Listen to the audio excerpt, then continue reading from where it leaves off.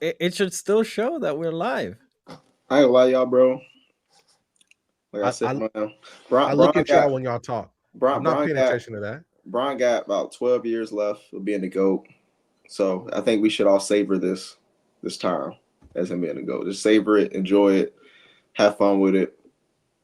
This shit about to be over, bro. If this nigga just stay healthy, it's over, man. That three Over. was the tie the game. Yeah, insane. that was nuts. But that was bro, nuts. Santo, did you watch Dan Levitar today? Ladies and gentlemen, we are live. This is the Black God, Sensei bro. Society podcast, episode 129 of them things. I am your Hurry host. up. I want to Good evening, my glaze name- Wendy, please. Random. Jesus Christ. Have some shame. God. Lottie, That's I know the type of things you like. That's not very demure. That's not very demure. But yeah, so episode 129 of the Black Sensei Society podcast. Like I was saying before, I was rudely interrupted by my brother Random. I'm your host for the evening. My name is Santo. I'm joined with the panel, my dearest friends here. I have Lonnie, I have Miles, have Ty, have Random, and joining us in spirit, we have J Rob and Riddell. Riddell's not going to be here this evening. And per usual, let's just get the business out of the way. If you are listening here on YouTube, go ahead and like, comment, and subscribe to the channel. Hit the notification bell so you can get notified whenever we have content coming up. You can also look at our membership tiers. You're more than welcome to join. It helps support the pod so we can continue giving you fire content. Hit up our link tree where you can find all our social media platforms, where you can also follow us so you can get more content there. We also have our Patreon that you can support us there. We are everywhere. We're worldwide. We're international, fellas. How are you doing this evening? I was doing 5 until I got slut shamed admitted into the pod. Yeah, that was kind of crazy. That is insane. Nah. I'm good. Hurt people I regret hurt. nothing. I regret nothing. Hurt people, bro. How y'all doing? Don't get quiet now. We live. I'm chilling. I had the day off. So. I think I watched one of the best basketball games I've seen in about 10 years. Like I felt like 2016 finals, like excitement for me at least. That jump was lit, bro. Or that Western Conference Finals between OKC and Golden State was also up there. Like people forget that series was lit. So it felt like that. Mm-hmm. How's how you doing, bro? Jesus Christ.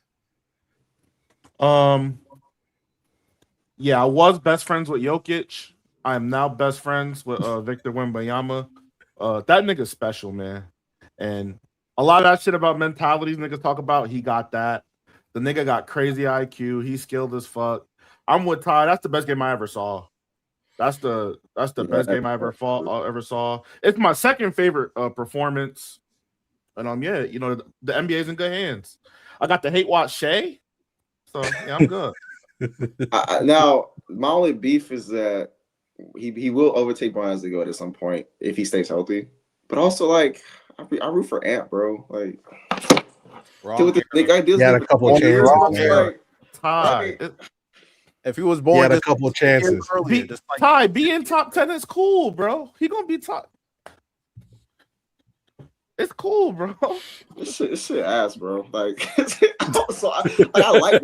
I'm not a hater. So I like watching with me, but I'm thinking like, I really sound like, dang, bro. How ain't gonna win a chip with this nigga in the league, bro? He could be the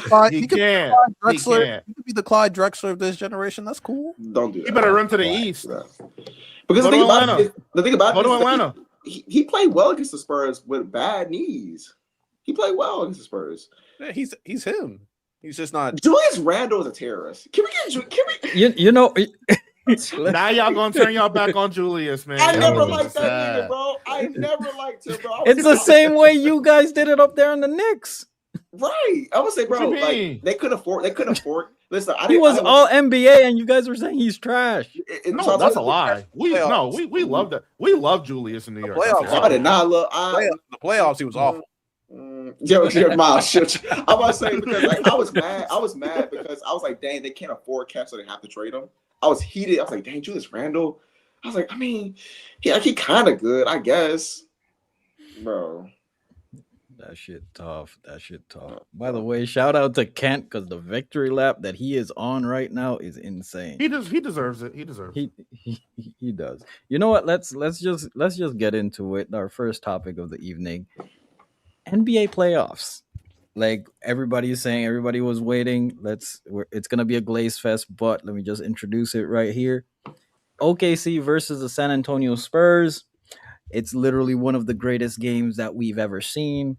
By consensus, it ended 122 to what was it? 115? I thought it was 117. 117. Double overtime win for the Spurs. Wemby goes 41 points, 24 rebounds. How are we feeling in this David versus Goliath? And in this case, Goliath is OKC and David is Wemby by himself. So here's the crazy part about it. So we know about that three damn near at the logo to tie the game, but people forget like he did have a basket at the rim to tie the game to lead to the first overtime. He had 2 game tying. It was a shimmy on Caruso, which was crazy. Also, bro, Chet is a terrorist, and here's why Chet's a terrorist. Facts. Oh, in this game, no, guys. I understand what Caruso is. I understand their game plan, but in theory, why is a guard guarding Wemby? Like that's I get it. Like as far as Caruso has played well on bigs. Like even last year he played great on Jokic, but like I still don't like it though. You know what I'm saying? I hear you. Like I'm just thinking the math. Like, okay, I got like a 6'3", 4 guard guarding a 7'5", like KD. Does that even sound right? I think that's the best course of action because you use Chet as help. Now the problem becomes when Chet is not help. You know, when Chet is not doing his job. But no, I think that's the best course of action. Keep him from establishing this position early because you're not going to have Chet in the perimeter with him. So I think having the 2 lines is better. But Chet has to play with some heart. I'm sorry. Like, I'm usually not a nigga that buys into the whole gimmick of, oh, this nigga wants it more. And that actually having a factor. It looks like Wemby wants this shit more than Chet, though. Like, I'm watching Stephon Castle out-rebound him. You know what I'm saying? Him having Stephon Castle on him, I get you not Wemby, bro, but be aggressive, my nigga. That's a guard and you under the rim. You're not starting from the 3-point line like Wemby. Go up. You know what I'm saying? But I think Chet needs to ease into it. I think he has a little bit of a chip on his shoulder. But Wemby hate that nigga, bro. Yeah. Wemby might hate OKC. Facts. I think that clip of him getting the rebound over Shea and laughing, I'm like, oh yeah, this nigga thinks these niggas are food. Like he doesn't respect those niggas, but that game was phenomenal. Yeah. Multiple times, me jumping out my seat, screaming in the air. And Wemby's just unfair. I'll leave it at that. Like he hit that 3, which I thought was crazy. Like Ty said before, the fucking footwork he hit Caruso with, insane. Nigga, I jumped out my seat and ran out the room. And then yammed on Chet after. Come on, my nigga. That nigga special. I was kind of victory lapping saying New York can beat them. New York can beat them. Fries, nigga. I don't believe we can beat them no more. Put the fries in the bag. No, I'm not gonna hold you. Like I was watching the game and I saw the shimmy on Caruso. I was like, okay, that's special. And then he pulled up from the logo. I'm like, that is just unfair. Like what like literally like I was like, oh my god, like what can you do? He's like, a gambler too. He misses that they lose. That's what I'm saying. I was watching and I'm like, oh, they're selling the game late. Like when Caruso hit that 3 in the corner, I was like, okay, like I guess this is the little run that OKC is gonna have to pull away. And he pulls up from the logo like it was nothing. Crowd went instantly silent. I'm like, oh no. But you know what though? You know what though? I feel like OKC's still a better team. Like they are. That game was a nail biter, and Shea didn't play well. You know what I'm saying? Like I'm not gonna lie, Ty. If AJ Mitchell doesn't shoot that fast break 3, they might win. They might win there too. You know what I'm saying? Like I feel like OKC, if Shea just has like a B game, I think they win. They win. I think Yeah. they're like a So it's few- kind of like I still think OKC is gonna probably win at 7. I thought 6, but I'm gonna say probably 7 now. But They need De'Aaron. You know yeah, what? they do need. Oh, you know what? They do need De'Aaron. If De'Aaron Fox played, then They Here's my need him thing. because Here's my thing, Ty. those 11 turnovers were crazy though. yeah. Like Here's they my need thing, Fox. Ty. Like, and let me know if you can kind of see where I'm coming from. Shea did play bad, but Caruso did like sell his soul. He carried. Like, you know what Yeah. I'm saying? So Yeah. I'm saying, picture Shea does play B, right? And Caruso goes back to what he is. I feel like we're looking at a way we can still win. I think OKC's best hope is Dylan Harper. Not Dylan Harper, excuse me. Stephon Castle handling the ball as badly as he handled the ball. Mhm. I think outside of that, Stephon Castle played fine. And it's like, I get it, bro. Like, starting point guard, Western Conference Finals, first time. It's a lot. But he was giving that ball up way too much. Like near the end in the fourth quarter, I was screaming, "Get the ball up that nigga's hand!" Dylan Harper, Dylan Harper, Dylan Harper. They did it. They scored 3 times back to back. So I think we need De'Aaron and we need Caruso to come back down to earth. That's the only hope. Mm.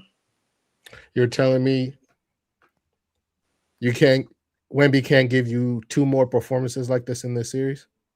I think he will. He's going to. I think he will, but I don't think that So like for example, like The Shea clutch missed moments we Shea missed the game winner. Like he even missed one at the basket that was fairly easy. Or even that 2 remember that 2-on-1 that happened. He went for it that past Crusoe. Like it's small plays like that could have won them the game, even with Wemby playing like a demon.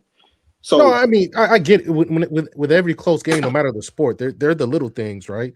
I mean, you saw what's the dude that was guarding Shea? I forgot his name. Which one? You said- Carter Bryant. Yeah, Oh, I yeah. think It was Carter, Carter that Bryant. dude also sold his soul trying to guard Shea. No, he's been guarding. That was guarding like that regular. all That year. was regular defense from Carter Bryant. But you Now, I'll know- say He's been like that Dylan all Harper year. 7 steals was a little out there. I guess the thing is I guess my biggest I don't thing watch is a lot of that Spurs. I guess my biggest thing is random. Like, yes, Wemby could do this again, but I just think that Wemby having a dominant game doesn't guarantee them a win. It doesn't. So that's my thing, right? Like, sure, Wemby could do this. They could have easily lost that last game with Wemby playing like a monster. So he could definitely do it again, but I just don't. That doesn't guarantee a win to me. So I also feel like OKC had a lot going on. Like they had the whole MVP ceremony. They also like swept the previous team, so they sat for a while. So they were kind of overly rested. And Yeah, then but didn't the Spurs win in like 5? I don't know. I ain't trying. but to also get like it. J I'm Dub just sorry. came. J Dub just Lonnie, came back, he And that also nigga played he also took good. 12 shots. J Dub took 25 shots. And he played good. He played Yeah. good. I'm gonna be honest, Lonnie. Like, I would agree with you if they played bad collectively. The only nigga that really played bad for real is like Shea played bad, and then Chet played. You know what I'm saying? Chet didn't play how he was supposed to, but the rest of the team played good. Caruso Yeah. overperformed. How I feel if De'Aaron doesn't come back, I feel like OKC is gonna win. No, okay. I'm not saying that they played bad, but they had like a lot of things go. OKC had a lot of things going on besides. Yeah, but like, I mean, come game Is two, that- I think that's gonna be is the MVP ceremony is that not like a freaking An energy boost boost for right? the home Yeah. team? If the guy's getting the damn MVP trophy, it's not like a boost, an advantage, like a morale advantage. At least you just play better.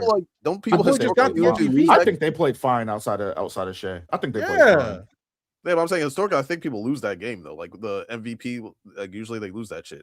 But Sure. Like I said, AJ Mitchell doesn't shoot that 3, OKC wins. Wemby doesn't have balls of steel and shoots that 3, OKC wins.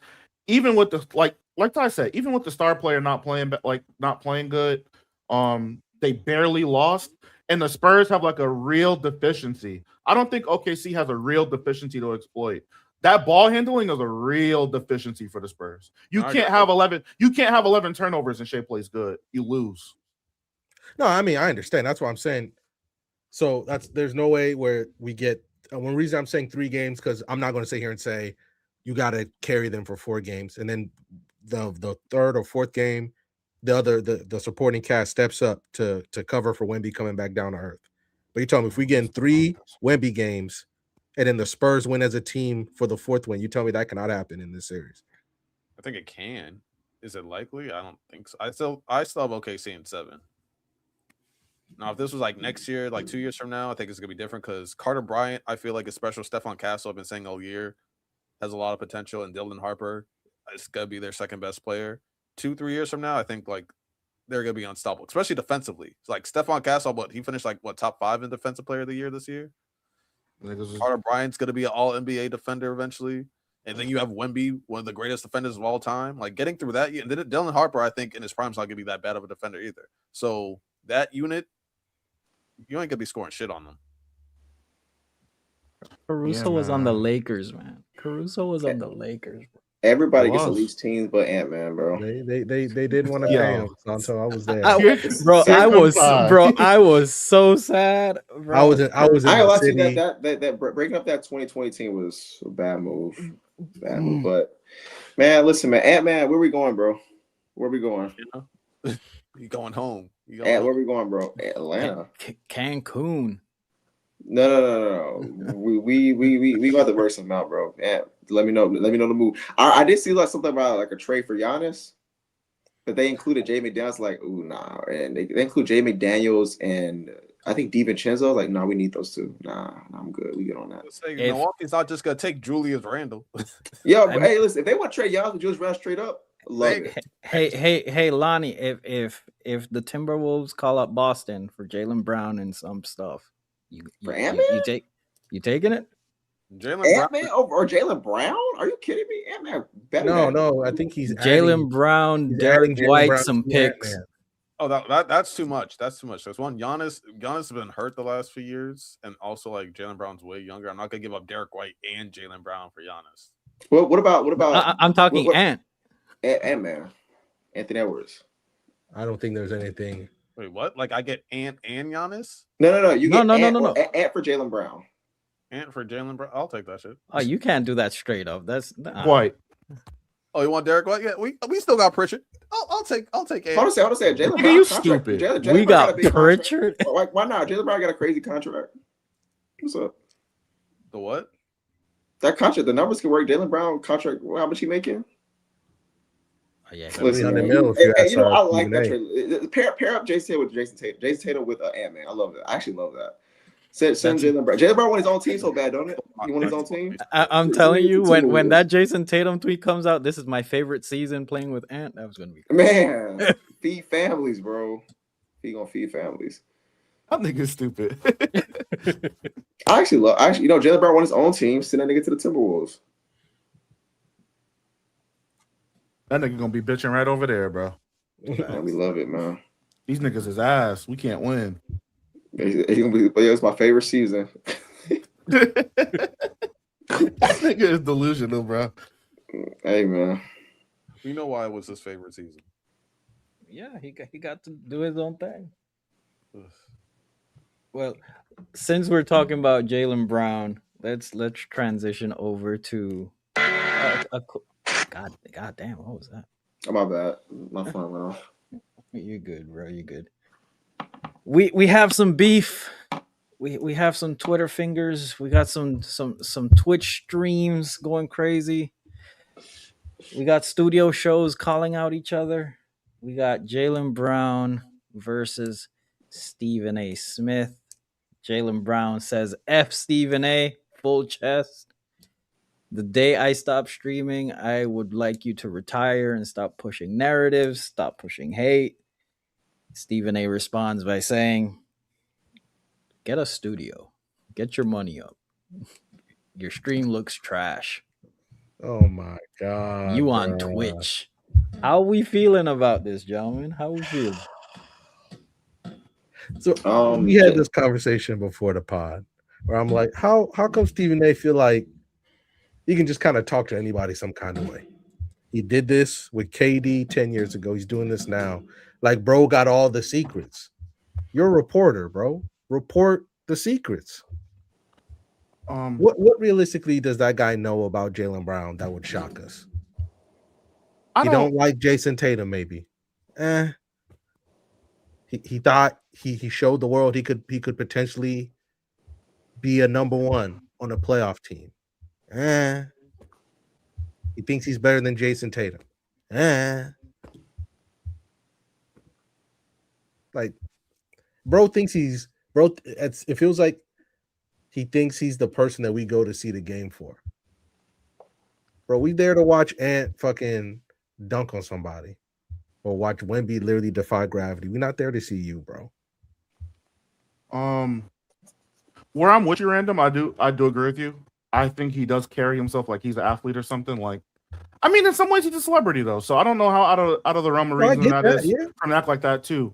My main problem coming from Stephen A is just how out of touch he is.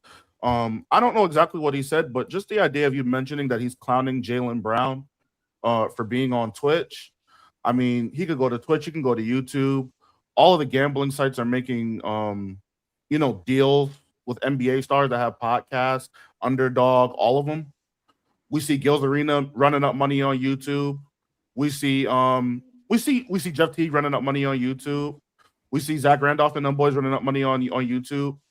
I don't think he understands how profitable YouTube and Twitch and kind of being your own guy to a degree is profitable in today's world. All of the other stuff I don't really care for. I think you're being unfair to him, Random, when you say that there's no way he could reveal anything about Jaylen Brown. He might not do the legwork himself, but he for sure has the resources to where if there was something, he could find it. I'm sure people thought the same. I'm sure people thought the same way about Kawhi Leonard.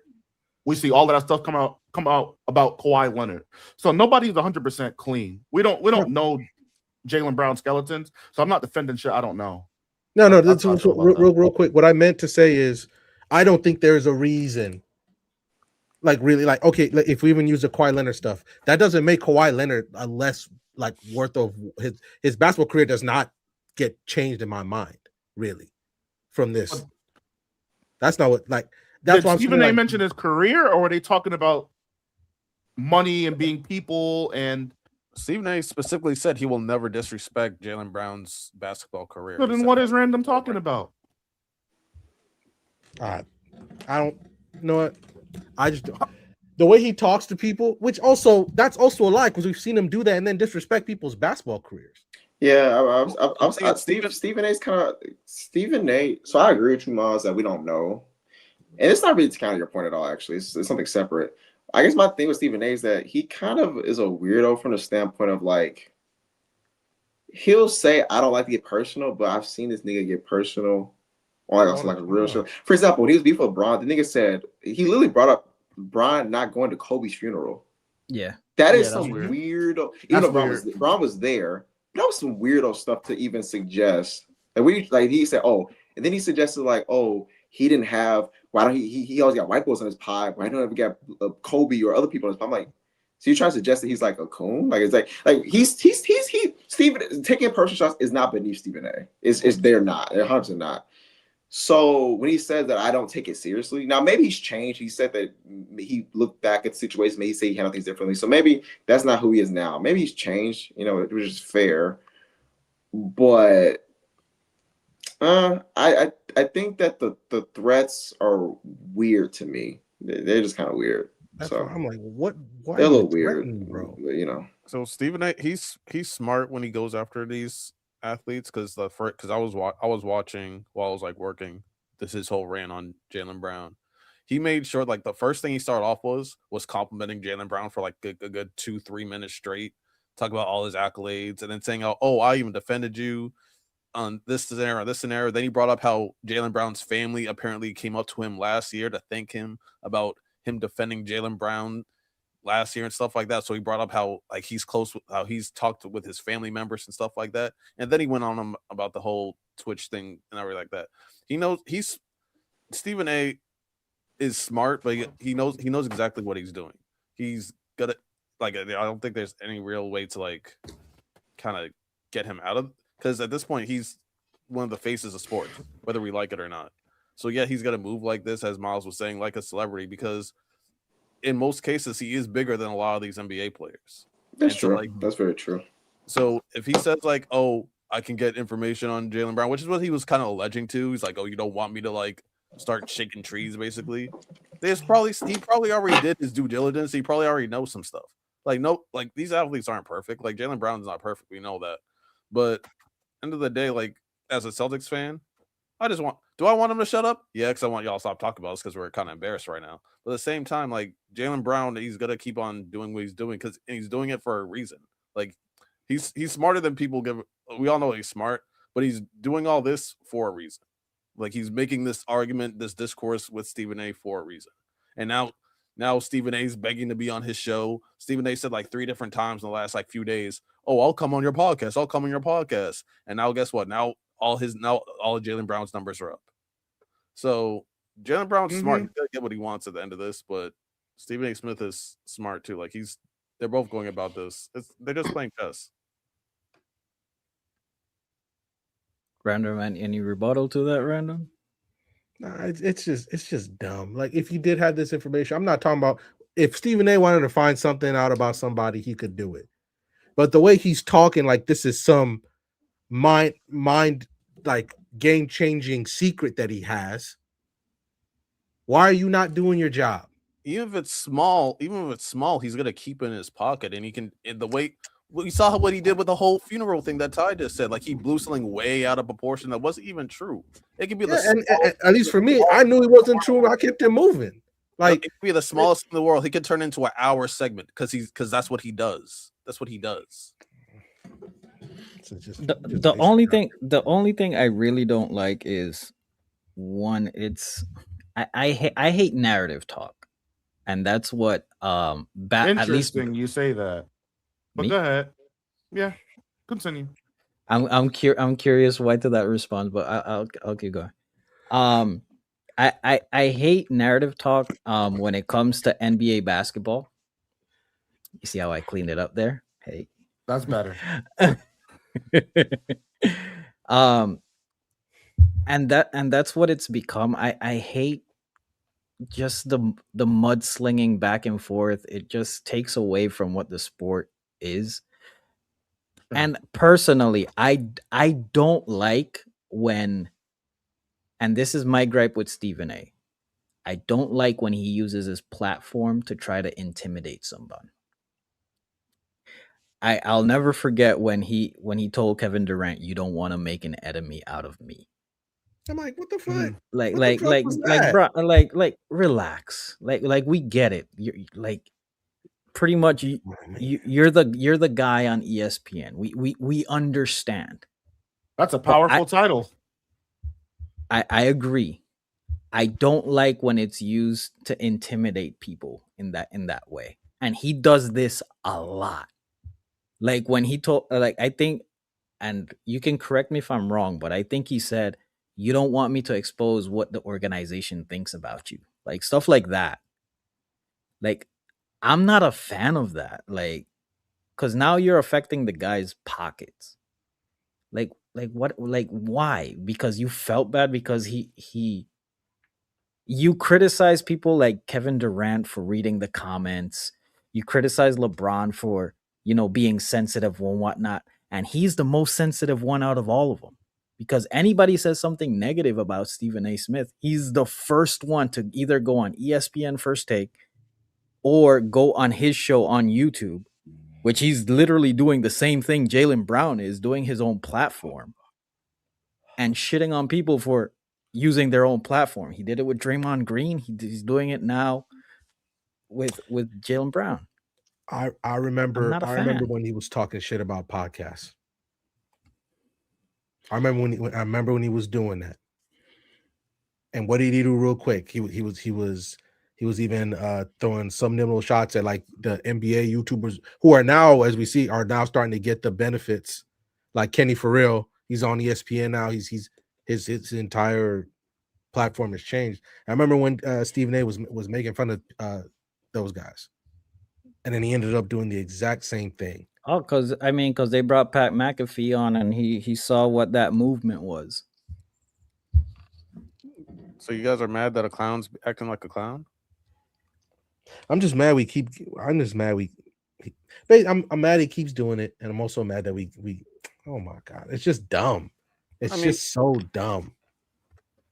I'm not I can't get mad at him for doing what he's famous for, and like this is his behavior. We know this is what he does, so it's like I'm not surprised. Like we're gonna like see him do this 5 more times next season. Yeah, that's Like it's if it's gonna be popular to hate on Wemby next season, he's gonna hate on Wemby next season. That's fine. Popular hate on Steph for some reason, he's gonna hate on Steph. it just sucks that It's this takes away from like honestly a very interesting playoff run. Like the playoffs have been entertaining for me. I'll be honest. Like Stephen A is taken away from the playoffs for you. Yeah, he's not taking it away from me. No, what hear what I'm saying. I'm not talking away from me personally, but let's keep it a stack. ESPN is the number one sports show. Sure. Like that's what I'm saying. Like for the avid ESPN viewer or from a casual perspective that wants to go, hey, let me see what's going on with the game. I didn't get to see the game the other night. Let me watch some highlights. Let me hear what's going on with the game. Let me hear something. Jalen Brown, go get you a studio, get your producer, fix your internet connection. Like, what are we doing? But that's exactly, bro. what First Take has been for like the last like 3-4 years. Like it's Stephen A's show. And This is what he's been doing, and it's still but the that's number what one sports show. but that's my point is what I'm saying. Like this isn't a sports show anymore. It's This not. is It's all about entertainment. But Yeah, if it's still the number one TV show, like in the morning or whatever, it's there. It's number one for a reason. It's what people want, and like so we're just giving. So if he's giving people what they want and it's working. So yeah, do we like it? No, because like we're basketball pure. Like we actually like the sport of basketball. He doesn't promote the actual sport of basketball. He supports the entertainment side of sports. That's what his job is. The entertainment side. it's insane. Like it's insane how, and I'm not trying to talk, man. That's how I feels. A lot of basketball talk is. That's how it's just morphed into that, and then we've seen it happen on two of the biggest shows that talk about basketball, and now it's seeping into football too. And I'm obviously not saying that football conversation is perfect, but that's all it is now, man. Like I go out of my way to find people to talk about basketball with, or listen, or find people to talk about it with, or watch people talk about it with. It's just like Santos said, it's just mudslinging all the time now. it's just It annoying. sucks, man. By the way, and this is just a behind the scenes thing. Can somebody keep timestamps for me? Like I've completely forgot. Shit, If dog, if, give me a if second. if you guys can do that, that'd be great. Uh, But last sports topic that I have, and this broke just a while ago. Jason Kidd has been let go from the Mavs. Masai Ujiri came in and said, you know what, we want to go in a different direction. Jason Kidd still has 4 years, $40 million remaining on his contract. Do you guys think this is a good move? What do you guys think? I mean, I always kind of wonder what that team would look like if they didn't trade Luca. How they would perform. And once Luca was gone, you could tell he was just like, I hate it here.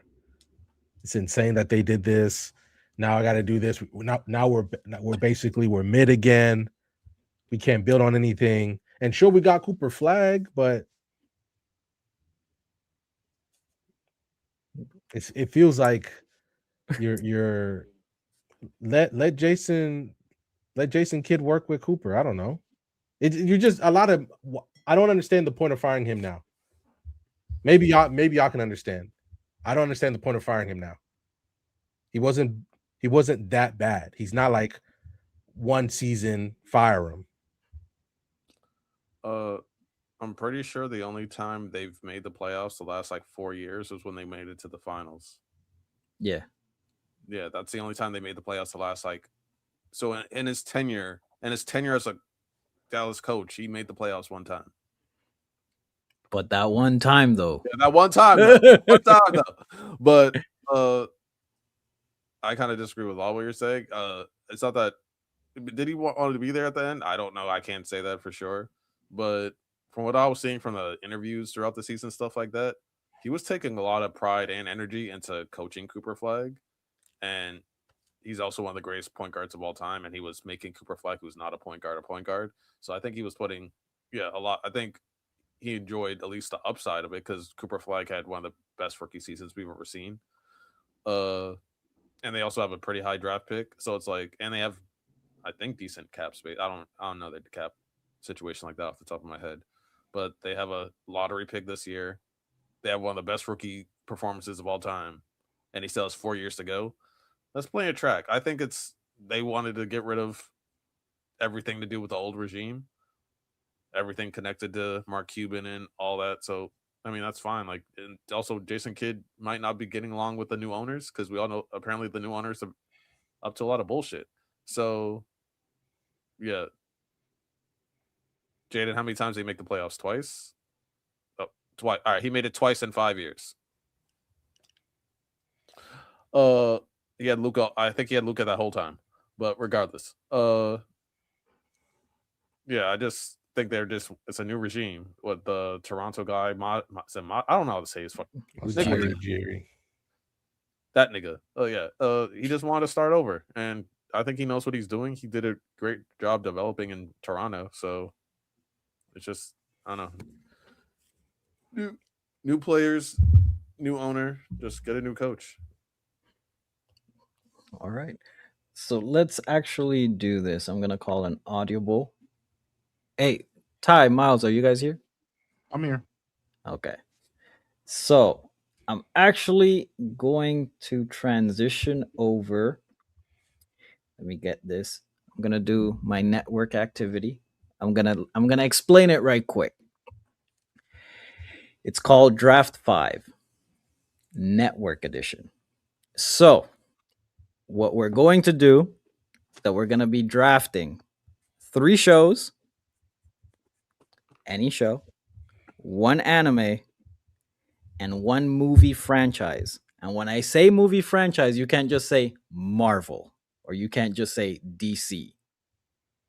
1 movie franchise to create the best, most entertaining network out there. So again, 3 shows, any show, 1 anime, and 1 movie franchise. So this is Draft 5 Network Edition. Who wants to start? Wait, so do we have to agree as a group or do we get our own? You get your own. Oh, fire. I'll start. Go first. You guys find out who wants to go first. I'll start. Go ahead, Miles. Anime, I got One Piece.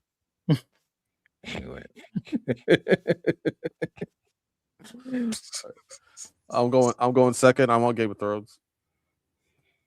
Okay. Random, what you picking?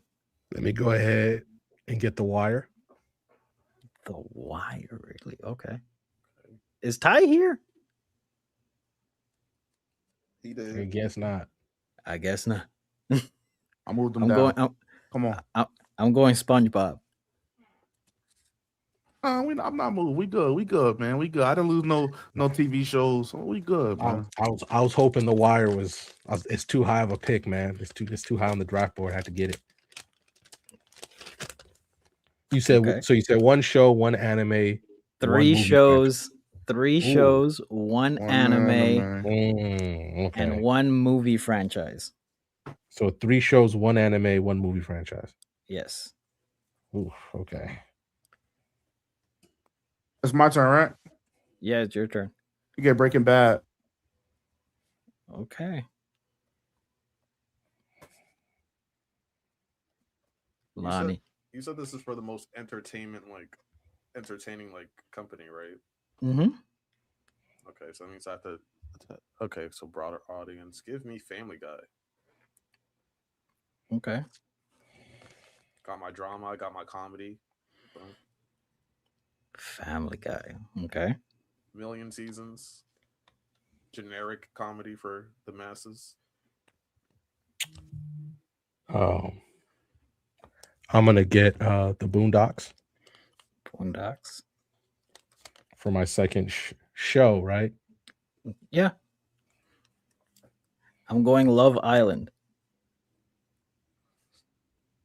Low key, one of the ones I was thinking of. It's my turn. I'm getting all the honeys, bro. Let's go, Miles. Let me get Harry Potter from my movie series. Okay.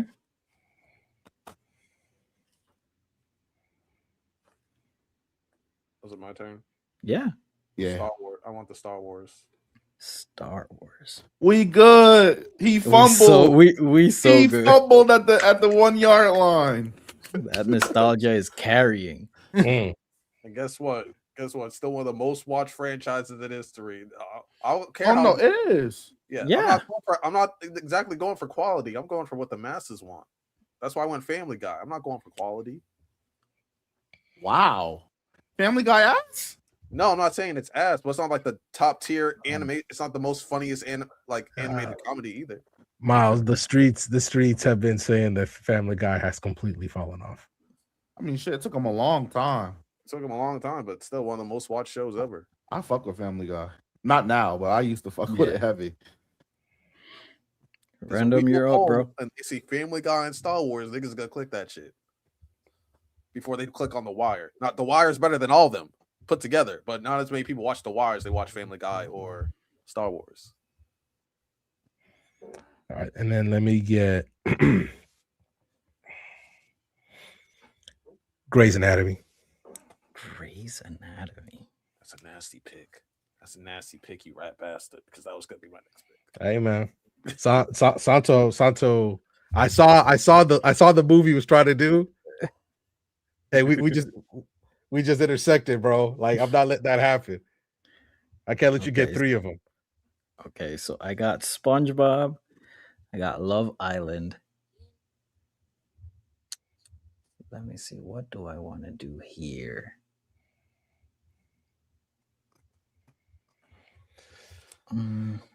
Game of Thrones is gone. Breaking Bad is gone. If you didn't pick Breaking you know, Bad, I was gonna take him. You know what? I'm gonna do anime. I'm gonna take Demon Slayer.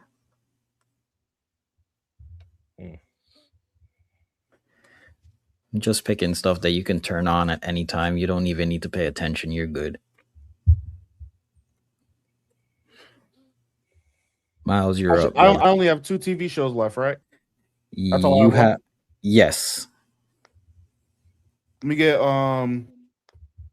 Drake and Josh. That is an awesome shout. Over iCarly? Yeah. I wasn't an iCarly kid. Mm-mm. Once my brain figured out, they Freddie and Sam finna get together at some point. That's the only reason I watched the show. I said, I just need to see this happen. Lana, you're up.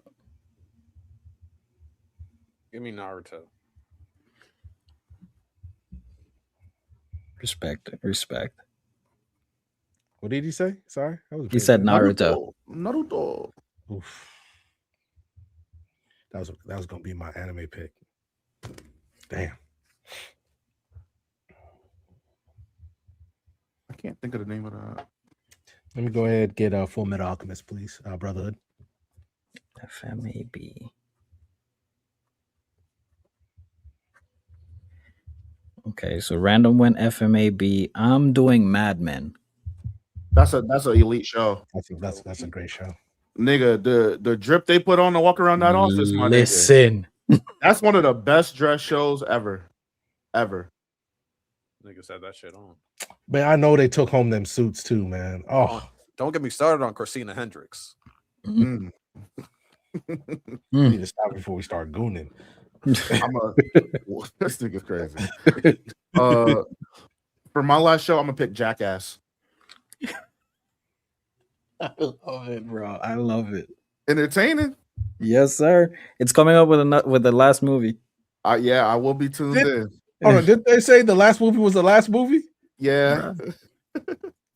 These niggas trying to die. I'm talking shit. I'm gonna be right there too. Hey, babe, if you're watching this, we're gonna go see this when it comes out. Jackass fucking hilarious. Every time. It don't miss. It really don't miss. You know what I saw a clip of real quick? I saw a clip of Punked. I think it was like Exhibit. Somebody was getting punked. Like they fucking foamed up his car. Punk was hilarious back in the day. Oh, bro, I'm not. He was a black rapper that was very hot at the time. I'm not gonna say Exhibit. That's rude. Bro walked up to his car. Bro almost fell on his knee. He couldn't believe what was happening in his car. He couldn't believe it. And then this motherfucker Ashton Kutcher walk out. And he's like, "Hey, bro, you just been punked." And he points at the camera. I'm like, I'm about to swung on him. I'm not gonna hold you. Like, you don't do that shit to me. Oh, it looked like a really nice car. Is it my turn? Yes, sir. All right. I don't even really like the show, but give me The Office. Lonnie, I don't know what it is. I can't get into it either. I watched 2 episodes and I was good. I know some people that's what they watch every day. They watch Me too. I know a lot of people that watch The Office every day. Lonnie, are they women? Yes. It's a woman thing, I think. It's a woman thing. Yo, I think. I just don't get it. I don't get it. Yo, Like there are clips I've seen, like there are episodes I've seen and watched people like, yo, there's some funny stuff in there, but not to watch it every single day. Damn near every woman I know loves The Office. I don't get it. My ex-girl used to, like, she legit, here's the final episode of The Office, and I'm like I'm walking out the room, the first fucking episode of The Office again. That is insane. That is insane. You don't even like let it breathe. You just gonna go right back in. Taylor does that with shows. I can't, bro. I tried. I watched 3 episodes. I can't stand Michael. I know that's probably the point. Big Bang Theory. I love Big Bang Theory. I agree. That's a W take. I guess maybe I just don't like the new sitcoms. I don't like Big Bang Theory either. But it's just like, weird. Come on, y'all. What's so good about it? Y'all like Jim and Pam. Pam was cheating on her man. It's literally a sitcom. Just because she's nerd. Like ran. No, hold on. Jim ain't fucking safe either. You was being grimy, my nigga. Just because somebody's cheating doesn't mean the show's bad. Exactly. I didn't even know the show. But that was gonna be my question, Santo, because I don't even know what show he's talking about. But I was like, yo, did someone cheat in that show? And then, yeah. This is Wuthering Heights all over. That's one of the grimiest ones. Wuthering Heights all over again. That's what. Hold on. So we're not gonna sit here.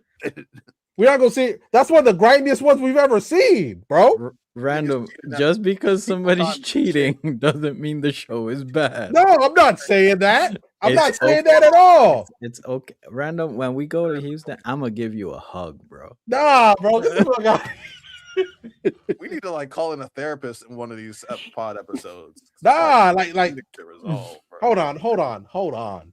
I love watching Skins, and Skins bro cheat on his girl the whole show. They're all teenagers. That shit don't mean nothing. That don't count. That's all high school shit. That shit don't count in high school.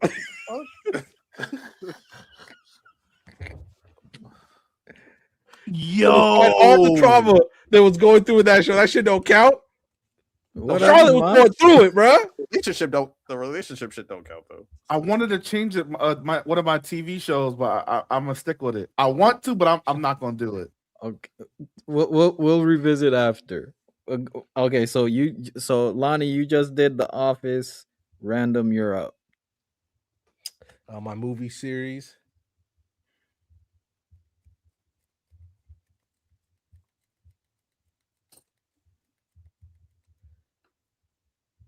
My problem is I got a lot of.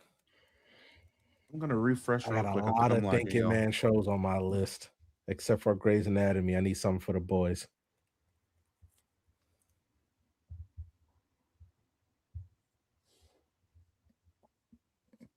This is an audio podcast, by the way. I'm sorry. I'm just thinking in my head. God. Fuck it. I'm gonna do it. Let me just get all the Fast and Furious movies. You luck a shoe, mother. Why are the Literally, that's what I had. why are the Yeah, Cavs? let me get the fast saga. Okay, so I'll go with my movie franchise, and I'm going Lord of the Rings. That was the two I was Even deciding that- between. Okay, so for the draft 5 network edition, Miles went with One Piece, Breaking Bad, Harry Potter, Drake and Josh, and Jackass. Lonnie went with Game of Thrones, Family Guy, Star Wars, Naruto, and The Office. Random went with The Wire, Boondocks, Grey's Anatomy, FMAB, and Fast and Furious. And Santo went with SpongeBob, Love Island, Demon Slayer, Mad Men, and Lord of the Rings. Let us know who you think got the best network, most entertaining, most watch, whatever you want to criteria it. Let us know in the comments. Okay, so now that like they're all locked in. Miles, which one would you switch? I would switch Drake and Josh for Abbott Elementary. Ooh, That's one of the best written shows that I've ever that's- seen. Abbott Elementary. That shit is phenomenal. Shit is great. I'm a few episodes. I'm a little bit. Me and Taylor are a little bit behind, but that shit is phenomenal. It's I've only ever seen the show through clips, and I've enjoyed every clip. Great. I show. mean, there's a lot of shows, and like now that the time crunch is like out of the way, I was like, Pirates of the Caribbean, Mhm. The Matrix. Like I mean, I love. The Oh Matrix. wow. Like the fact that I didn't pick it is insane. Suits, by the way, great shout, Gabe, because I love that show. Brooklyn Nine-Nine has 0 misses, like from season 1 to like season 8. Like no bad episodes. There's a lot of good TV out there. And I was low key gonna say Power, but I was like, Snowfall maybe. But I don't know. I don't know how a lot of people would like stick with it. I thought of Snowfall, but I decided not to because we're just most entertaining. I was like, I can't. Snowfall's not strong enough to fit in my list. Gotcha. Same with Power. Like there's the last few seasons of the Power spinoffs. And you know, I was gonna say Friends, but you know, I like Friends. People don't like it. Listen, I watched the whole. I can't. Whoa. Let me pause before I say something crazy because we've been saying some crazy stuff up here. I was put on to Friends as an adult. Okay. And I think it's a really funny show. I genuinely think Friends is really funny. Mhm. I know I wouldn't have understood Friends or gotten the humor of Friends when I was a teenager. Do you guys feel that way as well? I I got into it as an adult. I watched it as a kid growing up because it was like one of my dad's favorite shows. So every time like he put it on, I was just watching it with him. So yeah, it's from like probably like 5 on. I just remember watching Friends all the time. Friends and Will and Grace for a reason. Like Will and Grace was an underrated show. That shit was pretty decent. I love That 70 Show. Really? It's the first sitcom I ever watched. I love it. Too. I love That love 70 it. Show. Like I'm one of them people who stands there and when they're arguing about things, I'm like, man, That 70 Show I think it's better than Friends. I saw Friends play. A play? Yes, and it was fucking great. But like I thought about putting it on my list because the way I crafted my list, I try to give basically like I wanted to give basically a little bit of everything. And if you want to just turn something on and just watch it, the Fast Saga does it, and there are also good movies in there too. Fast 5 is good. The first movie, in my opinion, is good, and then there are parts of other ones. But obviously, once you get to 7, like they're just They're just fucking throwing shit on like that. Well, whatever will stick. And now it's almost over, except for the fact that I think Lonnie, you told us last week they want to make like 4 shows. We good. They did not. They want to. They announced 4 shows. They announced it. We're good. Peacock. We're good. Peacock, get your money back. This is a bad decision. What am I gonna do? Follow The Rock? I'm good. Oh, and it's just starting out with 4 shows. Like they want to expand they want to make like a Marvel type universe type with all these shows and specials and shit like that. I mean, you wouldn't watch like a Tyrese origin story.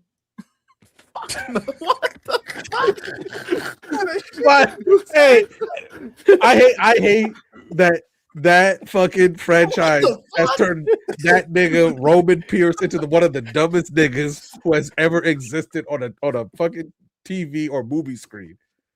I can't. Once he starts talking, I get annoyed. I'm like, bro, you are ruining the plan. We don't even know what the plan is yet. Be quiet. But I don't think they're gonna go off like the main cast. It seems like they're gonna like make their own like Fast and Furious original character, like new characters and stuff like that to extend the series. Lonnie. So they're gonna be making new shit. I'm not saying it's gonna be good because I'm not gonna be watching that shit. I'm not saying it's gonna be good. I'm saying they're gonna be trying to make new stuff. What could the shows be about? What could the shows be about? You know what? Hey.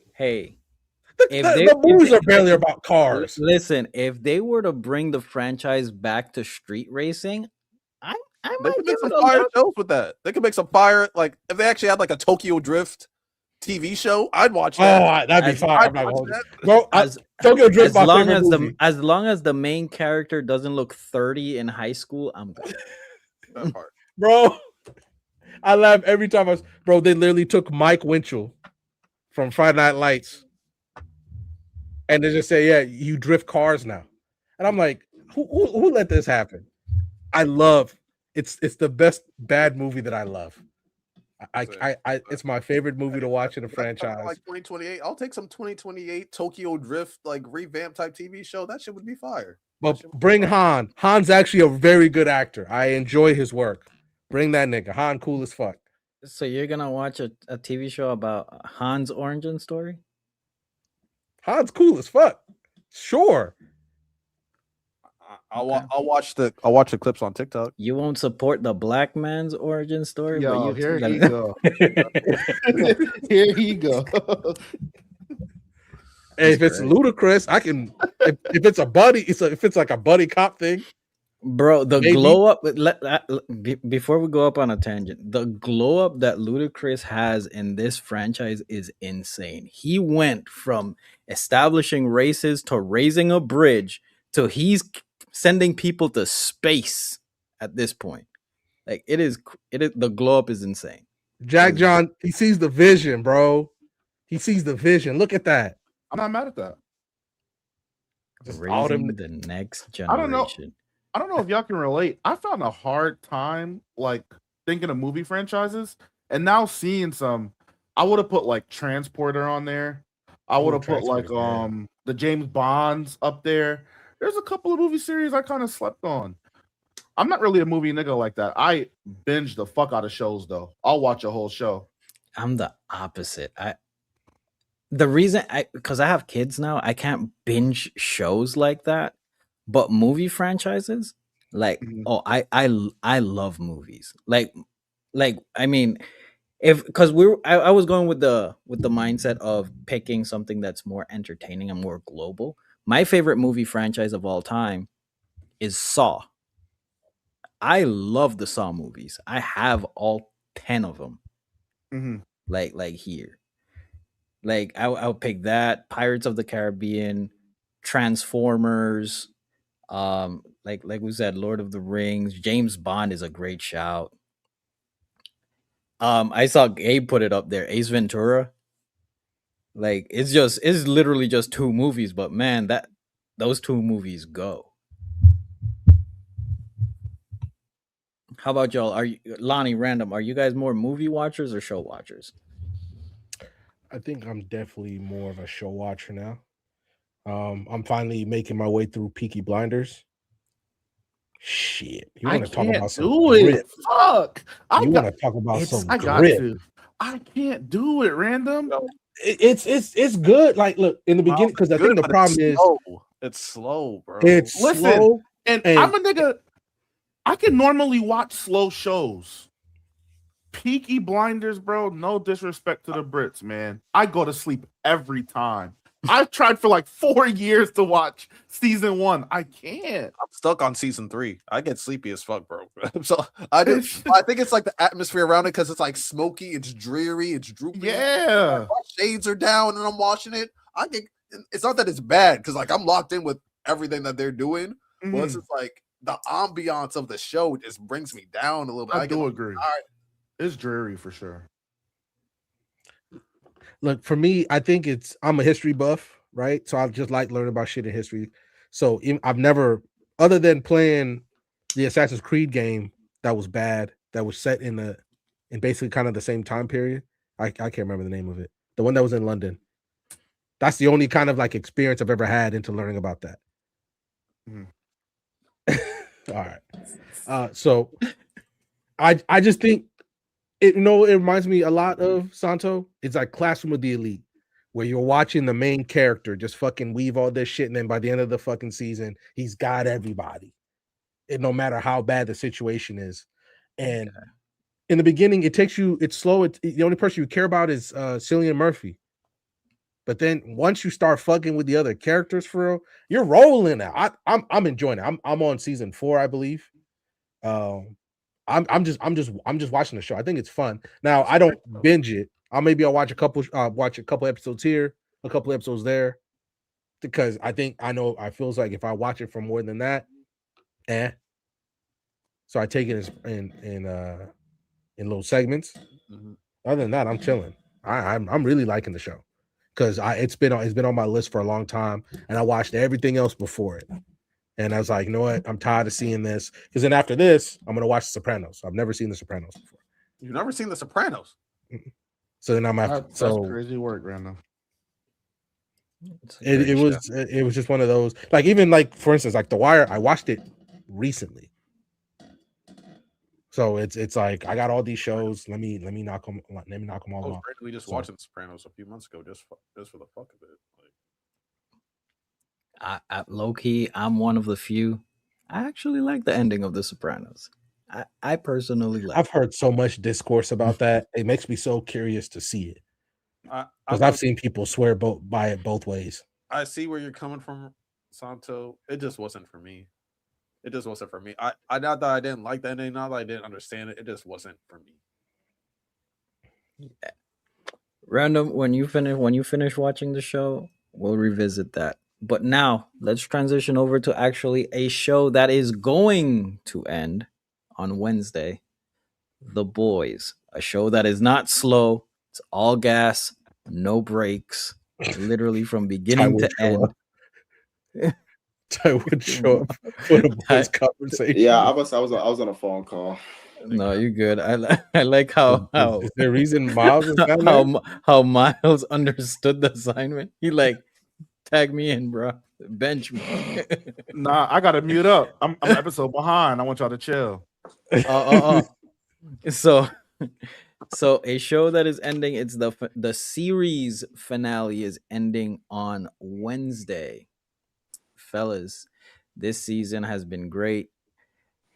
What are you guys predicting or expecting with this finale? I'm expecting peak fiction. So, yes and no, because Eric, the creator, or whatever, I think the creator's name is Eric, whatever. They've been tempering expectations since before season 5 came out. They've been saying how they don't want us to base the whole series on season 5. They said that there's still a lot of work to do after season 5. We know there's going to be 2 spinoffs, one in the past and then the one in the future in Mexico. Gen V got canceled, which they didn't exactly plan for from Amazon. So, like, apparently they're readjusting some of the other stuff. So, and then there's also still a lot. There's only the last episode's only gonna be like an hour and some change, and there's still like a lot of stuff that needs to happen. So, I don't think it's gonna be. I think it's gonna be good. I don't think it's gonna be perfect. I think there's gonna be some stuff that gets left undone or unsaid, which is gonna piss some people off. But I am excited for it. Just for the main reason, because like we saw the little teaser, Starlight gets her get back, and I need to see that. I need to see Starlight get her get back against the Deep. And all I really need is Huey to have a Himothy moment. I don't know what it's gonna be, but it started with Huey in the beginning. It needs to end with Huey in some way. I just need to see Huey do some shit. So I don't know if it's gonna be like him sacrificing himself or him spreading the virus or him doing whatever. I just need Huey to do something. Nah, I don't think he sacrifices himself. Honestly, I think he kills Butcher, bro. I'm fine with that too. Like I said, something. I need him to do something dynamic at the end of the season, which I have full belief that he will. But I think Butcher's been trying to die for a while now, and I think Butcher's gonna push Huey a little too much, and Huey's gonna be that one to take him out after Butcher's mission has been succeeded. That's what I think. now, some problems I do have though. The whole point of season 2 of Gen V was to tie the characters into the season 5. And like they said since the beginning of both seasons, like, oh, like the characters can be really important in season 5. Oh, see them again in season 5, and then then in the panels for season 5. Yeah, the Gen V characters are gonna be so important. And season 2 happens. We see the main character get her power up. She's connected to Homelander. She's the only one that has that same type of serum that Homelander had since she was a baby. Her powers are in blood. It's like she can control everyone else's powers and blood and stuff like that, and can control other soups. What's happening with Homelander? He just took the V1. Who's the only person that could probably stop him? The person that could take the V1 out of his system or control it. But now she's getting told to run away, and that she's also, it doesn't make sense for Starlight to say, oh, you can't control her powers, when the main point of season 2 was her learning how to control and enhance her powers. Like the biggest part of season 2 was like when her sister was bleeding out, dying, and she had to like lock in because she didn't have full control of her powers, and she pulled all the blood out of her sister back into her body and basically resurrected her sister, becoming like basically Soup Jesus. But now Starlight saying you can't control your powers. We're literally seeing the opposite of that. That was like literally the point of the last thing that we just saw. So that didn't make any sense. But yeah, we'll see what happens. But Butcher got to go, Homelander got to go, and Huey got to be him. Listen, Ty, man, any more thoughts, Ty? I'm expecting some peak fiction because the boys. One thing that I feel like people kind of ignore is the fact that the boy, or just more stories in general, like there's gonna be a lot of lingering plot lines to the end because you do like simultaneous payoffs, like where multiple characters are paid off at the exact same time. That's why like most of strides are gonna accomplish their dream at the end. Like, like that's just kind of, finding the one piece is gonna accomplish all their dreams pretty much around the same time. So a lot of the people will feel like, oh, they gotta wrap all these characters. Well, yes, just do them simultaneously. Homelander, I have no doubt once this story is over, Homelander will be probably the greatest villain in like you could argue in TV history. Like even outside of like he's up there, bro. Like Homelander he has to be up there. Every scene he's in is fantastic. Every Homelander, I can't think of a bad Homelander scene. I can't think of not one. Not one. He's one of the most dynamic characters I've seen in a long time. He makes you laugh. He makes you feel anxious. Every scene he's in, you feel nervous, which I feel like is super, super rare. Like for a character, every time you watch him, he makes you feel nervous. He can be funny. You feel bad for him sometimes.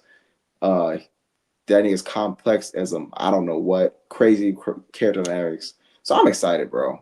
And I also want to see how they kind of deviate from the comics because I know some stuff about how the comic ends. So I'm interested to see the route they go because it literally can't fit the comic. So I'm excited. They showed like a similar like promotional thing of like Yeah, I saw that. Yeah. So I'm so excited, bro. I did have one question, Ty, because they already announced that like Soldier Boy is not gonna be in the final episode. Like that was the last we saw of Soldier Boy. Did you have a problem with like his ending? I don't have a problem with his ending. And I was also gonna say because he was connected a lot to like Mother Milk or MM or whatever you call him, and I did want like more like this last season, like more interactions between him and MM, or like Mhm. more like parallels, and I just didn't get that. Like MM didn't really have a lot of screen time, a lot of time to shine. Like he did have like his little moments, but he's like supposed to be that pair, like how Butcher is to Homelander, MM is to Soldier Boy, but I just didn't get that ending. Mhm. If that makes sense. So the reason why I'm kind of okay with it is because I understand that, and I think it would be interesting if MM was the one to take him out. You know, I don't know how he would have did it, like, but it's because of Homelander's arc. Like his arc, I made a video about this a while ago. I was saying I think about the end of Homelander's arc, he's gonna be alone. Like his whole thing was about him wanting validation from everyone. That's what he craved validation because he grew up alone. And I think that as the season has gone on, and really as the story has gone on, he's been caring less and less what people think.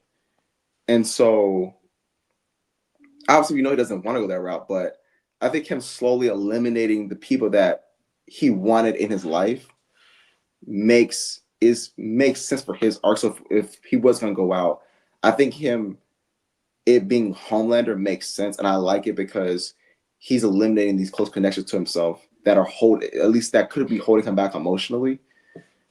So he's gonna be even a bigger threat by the end of the story because now he obviously still wants it to a degree, but he's trying to eliminate, you know, Daddy's approval. He already tossed away Ryan.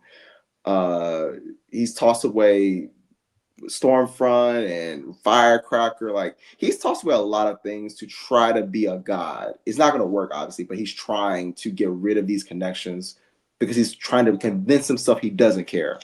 So that's what I like from like a thematic sense in his arc. So, and I think it also just logically it would probably make the most sense because I just don't know how MMA would have fought him. So I'm cool with it. And my only side complaint, and if the editor is seeing this, maybe put this in the front of the clip. There's one episode left.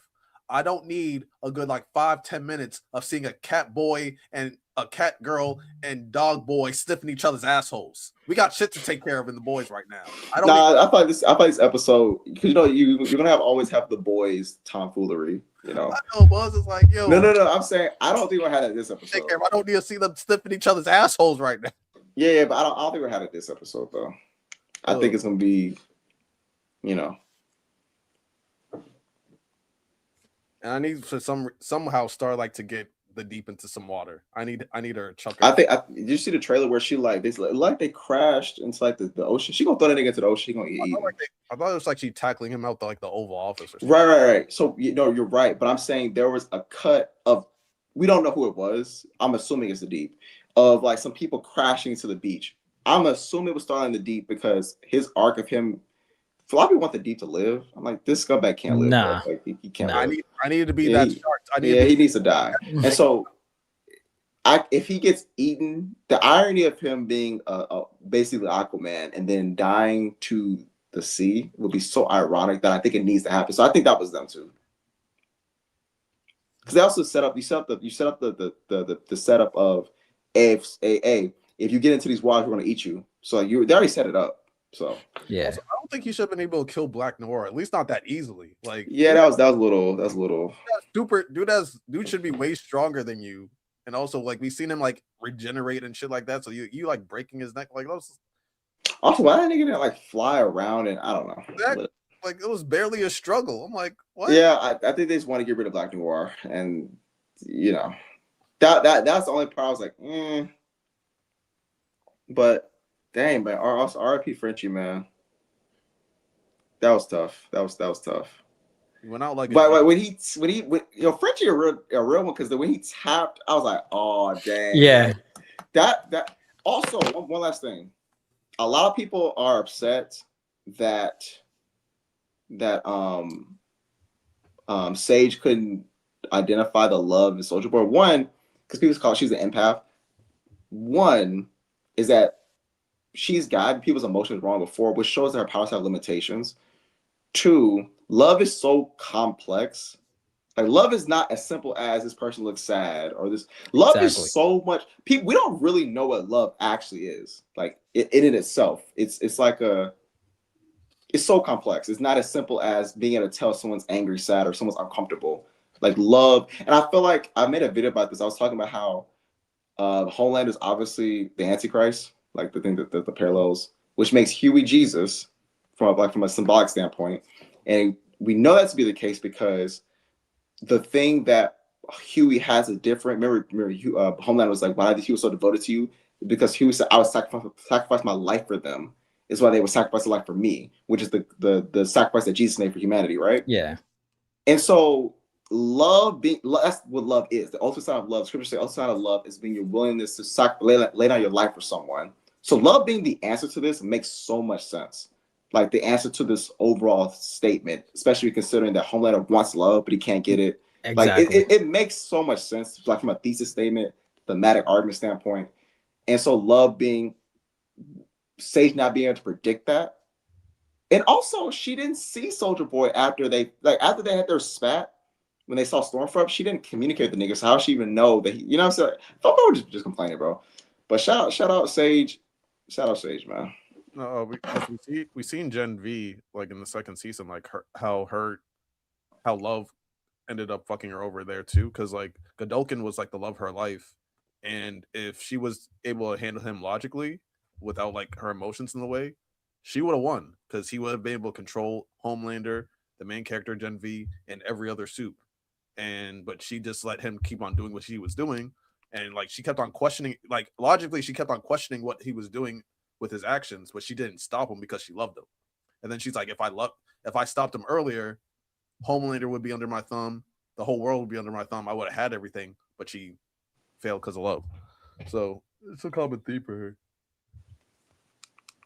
Well, we shall see. And by the way, I did hear Ty say that Homelander might go down as the greatest villain in TV history. I only have two characters, and I wanted to know what you guys think. Homelander or Walter White from Breaking Bad? I gotta finish Breaking Bad, but from what I understand, I might take Homie. I might take Homie, man. I might take Homie. But actually, I don't know. Let me finish Breaking Bad first. Let me finish Okay. Breaking Bad. I did like Walter. I did like Walter. I'd lean Walter. I would lean Walter, but Homelander has just like that shock value. Homelander, I feel like Homelander makes me feel a range of emotions that not many characters can do.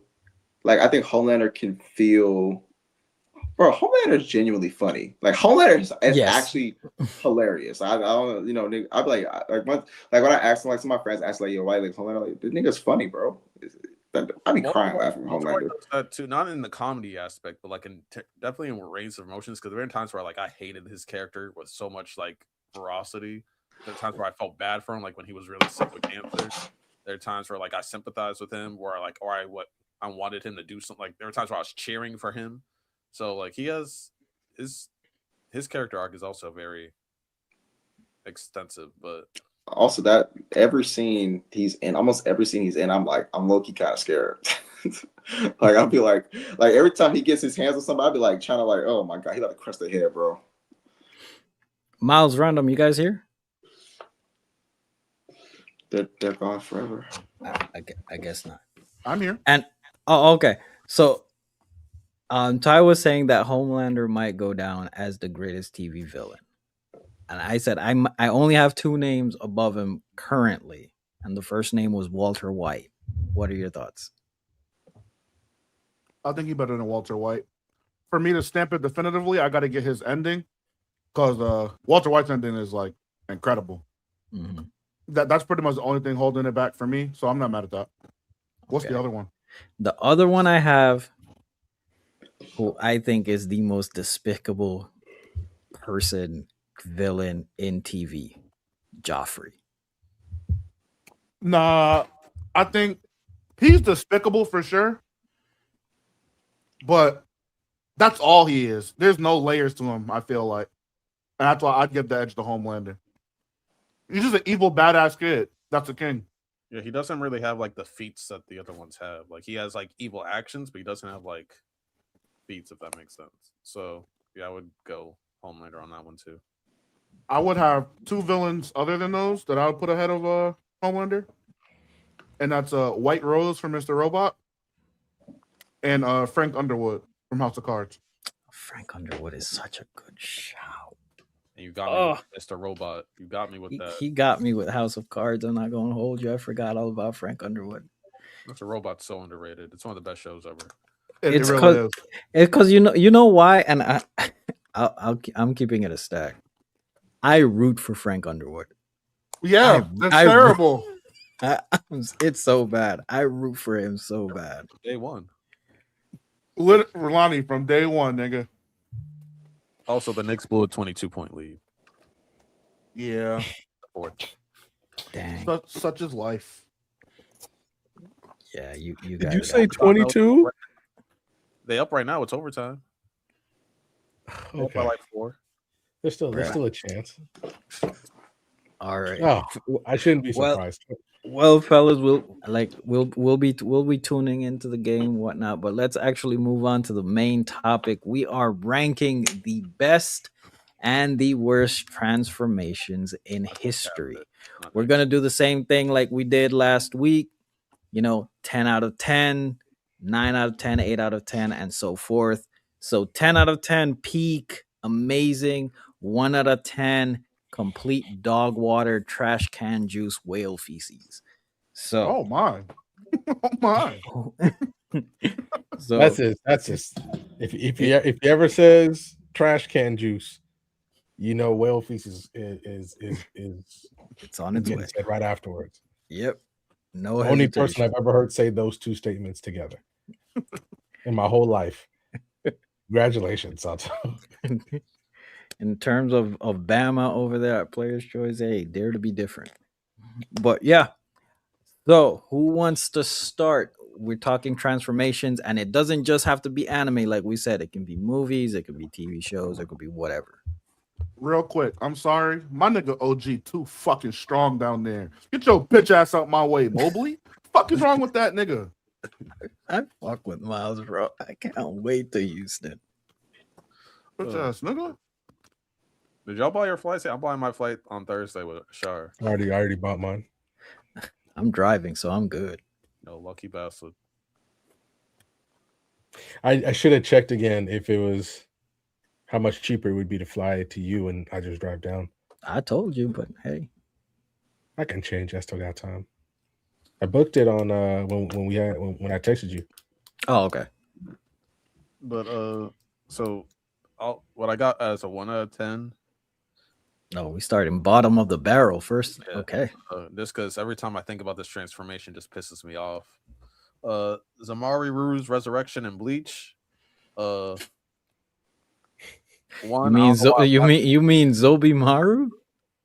No. The Espada, right? Yeah, the black. Oh, the black. Nigga, that shit ass. oof. Yeah, that's worse. No, it's so bad it feels racist. It's so bad. Yo, I'm not gonna lie. When he was dying and they had that black man screaming "Banzai, Lord Aizen," I said, "Nah, this shit trash, bro." I ain't gonna lie to you. The worst part was, or you talking about the one that fought Byakuya? Yes, bro. I ain't gonna lie to you. The worst part about it was he's like, I can control your body. So you make Byakuya like cut his leg, like nigga, slit his throat or something. What are you doing, bro? You dumb nigga, you dumb fuck. he made Byakuya grab his sword to cut his like a knee, I guess. I was like, nigga, why don't you get his slit his throat? I was so confused. I got control over your body. Paper cut your leg. Okay. 0 out of 10 IQ play, bro. That shit. Yo, That nigga, he didn't want to win. He didn't want to win. Can we Oh my gosh, bro. look at how bad this shit is? That's insane. Oh my. I think I got one better than that though. Or worse than that, because we're doing bottom of the barrel. But who else wants to go? I ain't gonna lie, bro. That form should get the hate that Tosin's form get. Because Tosin's form, at least from a writing sense, I like it. Yeah, You know what I'm saying? Like he opened his eyes, he's actually like that. From a writing sense, that's actually pretty good. That one, bro, come on, man. I ain't gonna lie, bro. Kubo, Not too much. Not too much. Not too much. No. I'm The saying, trailer I'm just saying- came out, no, and you no, just no, put no, out a no, TikTok listen. being stop the everything. captain. Stop everything, Santo. Because today, Ty tried me for the last fucking time. What I do? Ty tried me for the last What I fucking time do? today. I'm just scrolling on TikTok. Listen. my damn business, and this motherfucker wants to call himself a leader of the bleach community. Have you lost your What? damn mind? He's like, Insane. as a leader of the bleach community, we have to stop this, I have guys. a question Bro, for y'all. all When's the last time y'all read the Bleach manga? Yeah, he's When's like, the as last the time- leader of the bleach community, you're see, better I'm than gonna check this. them now, Miles. When's the last time y'all read the Bleach manga in its entirety? I ain't trying to hear I'm not trying nothing to you hear say. nothing. I ain't trying to hear I read it nothing in you its say. entirety in 2023. Are you a leader of the Gintama community? Are you a leader of the Gintama community? Hold on a second. I'm going to figure out when is the last I time I read Bleach in its entirety? I got 2023, 2024. What about y'all? I'm here to tell you we don't care. Oh, okay. Oh, we're talking about. See, y'all we're talking y'all about niggas, y'all I niggas thought you meant like more like this. Yeah, no, I read all of Bleach again like a few years ago. I did. Not as recent as me, and that's okay. You said 23, 24. That's like 3 years ago. I No, got the novels here. You know what That I'm you saying? don't that you I don't read the read, light fam. novels. I have read. Yes. No, but you don't read them though. You know, Yes. like, you don't Yes, read. I don't them. read Like, the they're light novels. like decorations. Did you Like, read listen, the I got light some Oh decorations too, come man. on. Nah. Damn. Like they're like decorate. So I also collect certain things to decorate, right? But but listen, man. Like, I don't see the beef. I was being reasonable. No, what you were saying about the whole Naruto shit, that I had no problem with that. I had no problem with that. But it was that point in the middle of the video where you're like, as a leader of the Bleach community, I wanted to Insane. check you through the damn phone. I was like, what the fuck is Lonnie, I am the leader of people the in our community. What are you Discord talking about? messaged me. That's how crazy it is. I'm like, Listen, insane, nasty. bro. That's not. And then Ty shared it. I'm like, bruh. this? Yeah, I was like, Listen, man. Imagine- I yo, am the imagine leader. if I just said, yo, as a leader of the Mashoko Tensei community, random would fly across country. Hold and on, punch hold you on, in the face. You I call the police. I Hold call on, the time police. out. Here's the misconception here. You don't like you do you like Mashoko Tensei? I think it's an A+ story. No. That's- I didn't ask you that. that- I actually do That's not like what we it. got. Hey, I said what I think it's an A+ See, story. this is what I'm saying. You Y'all hide it think behind objectivity. y'all? don't do y'all. Talk to Lonnie. No. I'm talking to you too. So no, you included. You didn't talking to me? No, because I said I was a Bleach fan. You didn't believe me for some weird reason. I don't like Gintama. That's the series I don't actually like. Or Free Ren. Or I shouldn't have said online. Just Gintama. Right? But I actually love Bleach. But I'm just not delusional. I'm actually objective about Bleach. Y'all are not objective, and that's why it looks weird. Miles, would you consider Ty a leader of the Bleach community? You know what? My brother Ty has stood behind me in my darkest of days, and I'm gonna stand behind him. I'm gonna stand beside him at his highest of moments. Yeah, I think he's one of the head chairmen of the Bleach. Right. Wait, hold a second. Am I not a captain on Black Sensei Society? Yo, Sato, there's no war in Ba Sing Se. You drive There's no war in Ba Sing Se. Is this not Black This is Sensei what's Society? happening right now. I have a question for Lottie. What is Black Sensei Society? What is that referencing? I'm telling you. Hello? This has got to be a Anybody there? genjutsu. Last time I got gaslit like this, it was a short. I'm it was not a- gaslighted, bro. Miami This- chick. Like, this is crazy. All right, man. This is a genjutsu right now. So Genjutsu. okay, so, okay. Yeah, He's So a Bleach fan with a good eye test, man. Hard to find. I mean, hey, an objective Bleach fan is rare. It's rare, bro. all right. So Lonnie said his nomination. What do you guys got? For the was that 1 out of 10? The 1 out of 10. 1 out of 10 transformation. My one. Sorry, Dragon Ball. I love you. I got one too. I got one for Dragon Ball 2. Mine is Ribrianne from Dragon Ball That Super. wouldn't even mine. Okay, The that's moment- not mine. The moment was horrible. The transformation was horrible. The singing was horrible. Hey, man. When Android, was it 18? Yeah. When Android 18 knocked that bitch out, that was the happiest moment I saw in Super. I'm not mad at that one. I ain't gonna lie to you. One of my Lord Dragon Ball ones was definitely Super Saiyan Rage from Trunks. That was the big buff slow nigga shit? No. The one in Goku Black Arc. Well, I guess he was a little bit. Whoa, better. with the blue aura, that shit? Yeah. No, it's not a 1 because it's Dragon Ball. But Oh, I got. no. What I'm saying is Dragon Ball usually does transformations good. Is what I'm saying. and Trunks is Trunks. You feel what I'm saying? Like he's not Trunks is not gonna have a 1 out of 10 transformation. But the bar is high in Dragon Ball. So Yeah. And I'm Man, about to hit you. No lies. I'm about to hit you with bottom of the barrel right here. Dragon Ball Evolution. for Vegeta? No, the movie. Dragon Ball Evolution. Great Ape Goku. That's crazy. That movie Yeah, that's one. is actually the Yeah, that's first crazy. transformation in movie / anime. Pack it up. That is trash. Yeah, that's crazy. That's crazy, man. That's nasty. That's nasty. That's very nasty. I ain't gonna lie, bro. As soon as I seen Goku like at a school with like lockers, I was like, okay, this is where I don't. Yeah, that nigga was in class and like niggas. Hey. I heard the bell. I saw the bell ring and niggas. I'm about to miss English. I was like, yeah. I was like, yes, no, it's not my Dragon Ball. the theme of me falling asleep. That nigga was in like a Teen Wolf drama. I was like, okay, this is crazy, I slept through that whole movie. I ain't gonna lie to you. I've never heard of this. Surprised you got through it. You've never heard of this movie? No, I slept through the entire thing. It's a good thing. It's a good thing. I don't think I've ever fully finished that movie to this day. They put Goku in a fucking school. He was in high school. Because think about it is that he did like Master Roshi did teach him like math, science, and stuff like that. He has his education. But I'm just like I can't imagine Goku going up to like a locker and then put like a code combination, the bell rings, so they'll shoot I get to English. Like that just sounds crazy. You know? Oh my god, we good. What are we doing? I understand what y'all saying.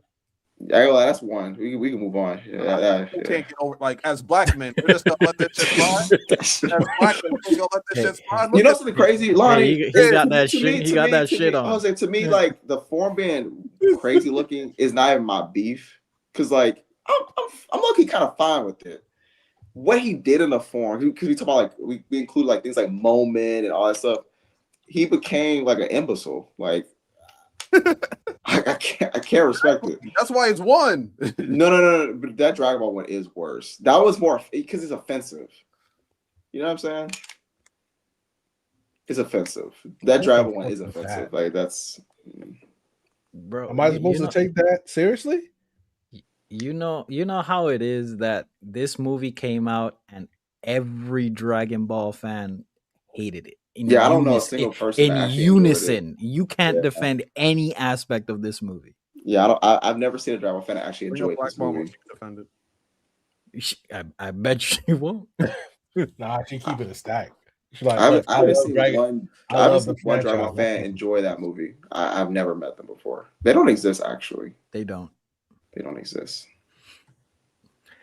All right, so we got the 1 out of 10. We got the trash can juice. All right, so where do we want to go next? You're not gonna like my number 2 because I was mainly going off aesthetics. Go ahead. Okay, so we're going. Okay, so we're going number 2. Okay, it's just something that didn't move me. It's like it's second gear for Luffy. I think it's just red. That moment was fire, bro. That moment was plainly aesthetic, not abilities or none of that tie. It's just like no. I heard what you said. You said pure aesthetic. Nothing else. It's just like, oh, the character is now red. That's it. No. That's it. I've heard you very clearly. No, it's Miles. I think we all heard you. I think we heard you very clearly. I just hate that take. I hate it. Gear 2 was fire, bro. I understand why. Blue No? But that nigga did the Blue No, bro. If you would have said, I didn't put that in my criteria. I didn't put that in my criteria. First of all, 2 is crazy, right?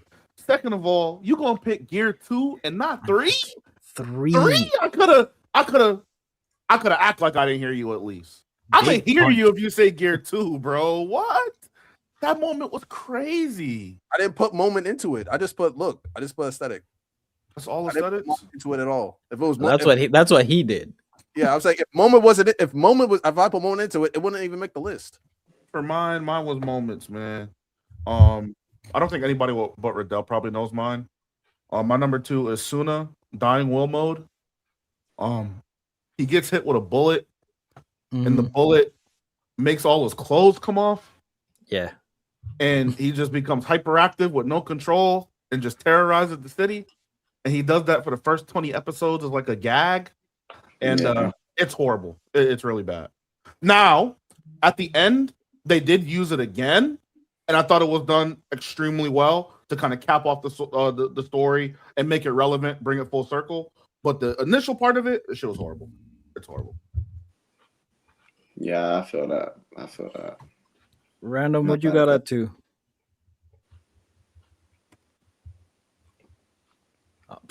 Bruh. Sorry, I was That nigga eating. Terrorizing that plate. it's a bowl of cinnamon toast crunch. It's like that point where it's perfect. I'm not mad at Miles' pick. I definitely can't go with Gear 2. Even no understanding the criteria that he went with. I can't do that in good faith. Not in good conscience, man. I understand. I mean, so while random resets, I got right here. I got Tosin. I actually like Tosin. Actually, I do too. Like it's ugly, but no, it's because honestly, like I actually like really was so intrigued in this character, like when he was introduced, and his Bankai to me, I thought was really cool. He just went up against literally the worst person for it. And I'm like, man, this guy's badass. He can't see, but he's great and whatnot. Then he turns into this stupid cricket thing, and he can see now, and then he just turns worse. That was his penance. I like it. Yeah, but I like that. I like that drawback because of what it means. So I remember when I first watched it when it was coming on Toonami. It was very memorable. It was like, dang, a bug. But he was like tripping, like he was tripping. I was like, oh, so you know what I'm saying? Even as a kid, I could kind of recognize what they were trying to do. So actually, I want to say that's a 2. I say that shit's so ass. I get the vision behind it.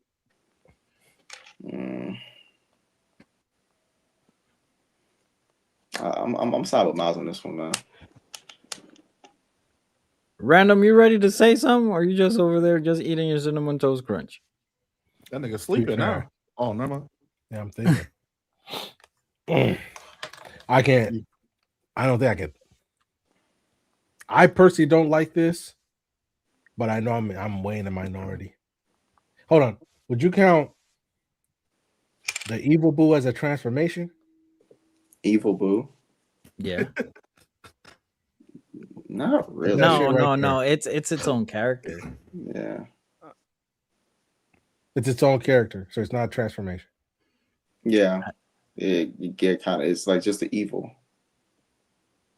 of Boo. Yeah, it's a separate entity.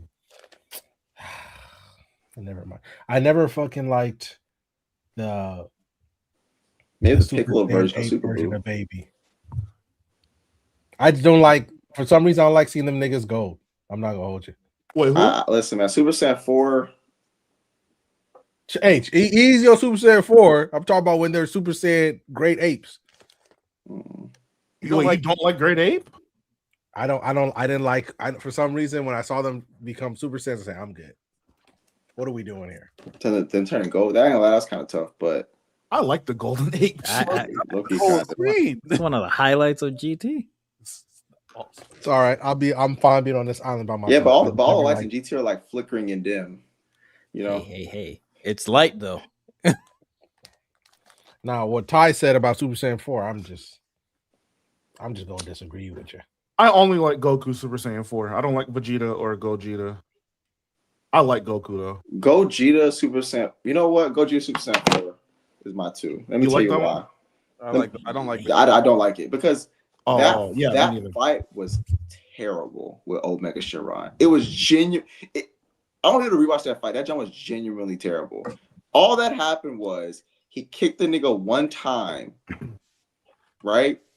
And then he kicked a blast one time, and then he charged with attack and failed, and then pump faked him. Yeah, I was like that was one of the worst fights, and I think I've ever seen. Like talk. And the thing about it is, like, yes, it looks cool, but thinking about what this form represents, it is the ultimate Saiyan at the time, right? We don't know about Super whatever.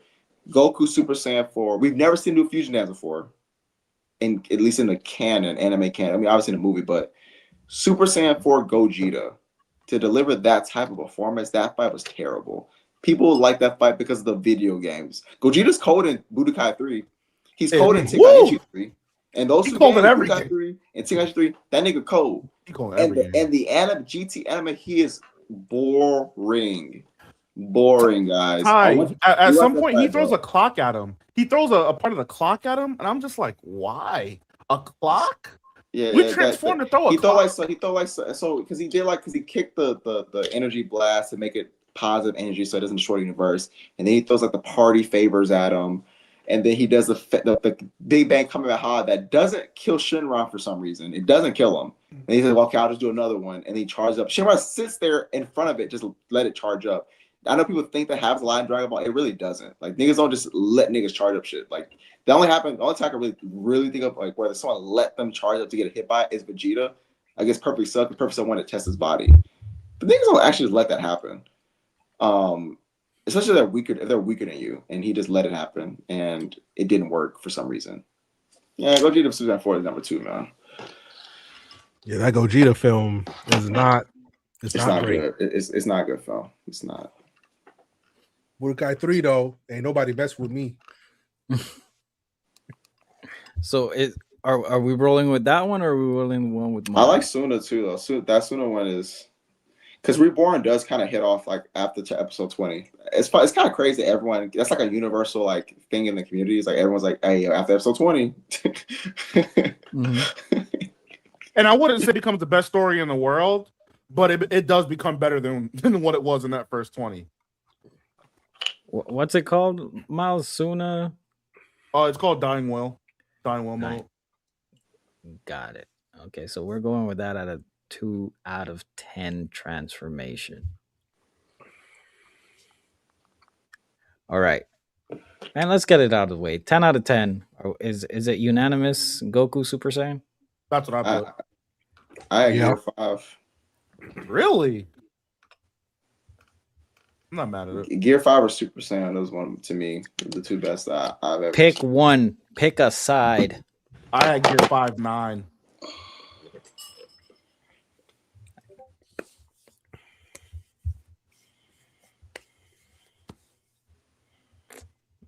Man, I'll say Super Saiyan. It's for me, what made me put it at 9, I didn't like the moment too much. Yeah, I feel like the Super Saiyan moment was crazier. Like it was more epic for sure. Mm-hmm. It was definitely more epic. Especially, I don't know if you ever get a chance to read that fight in the manga where Goku first on Super Saiyan. Cinematography is crazy. Okay, so since we're transitioning straight over to number 9, so Miles, you have Gear 5. Ty, are you? Gear 5. I get Gear 5. I actually had Gon turning into an adult. You know what? At 9. I'm not mad at that. I'm not mad at that Gon one. At 9? At 9. That moment was probably, you could argue, was maybe better. I think that in the grand scheme of things, obviously Gear 5 means so much more for the world of One Piece and the story and Luffy's character arc, all that stuff. But you could argue the moment itself, like what happened, was probably a better moment.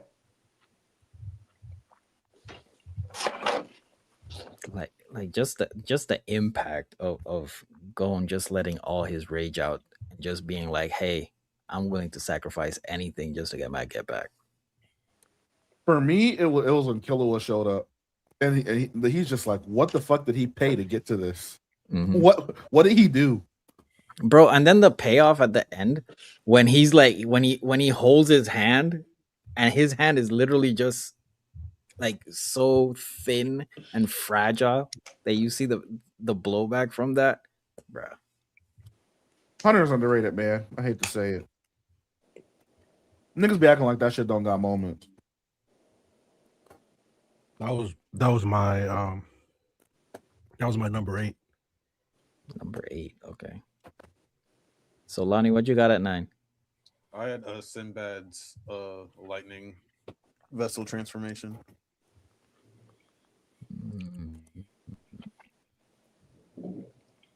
So I guess we kind of got outvoted because Miles and Ty have Luffy at Gear 5.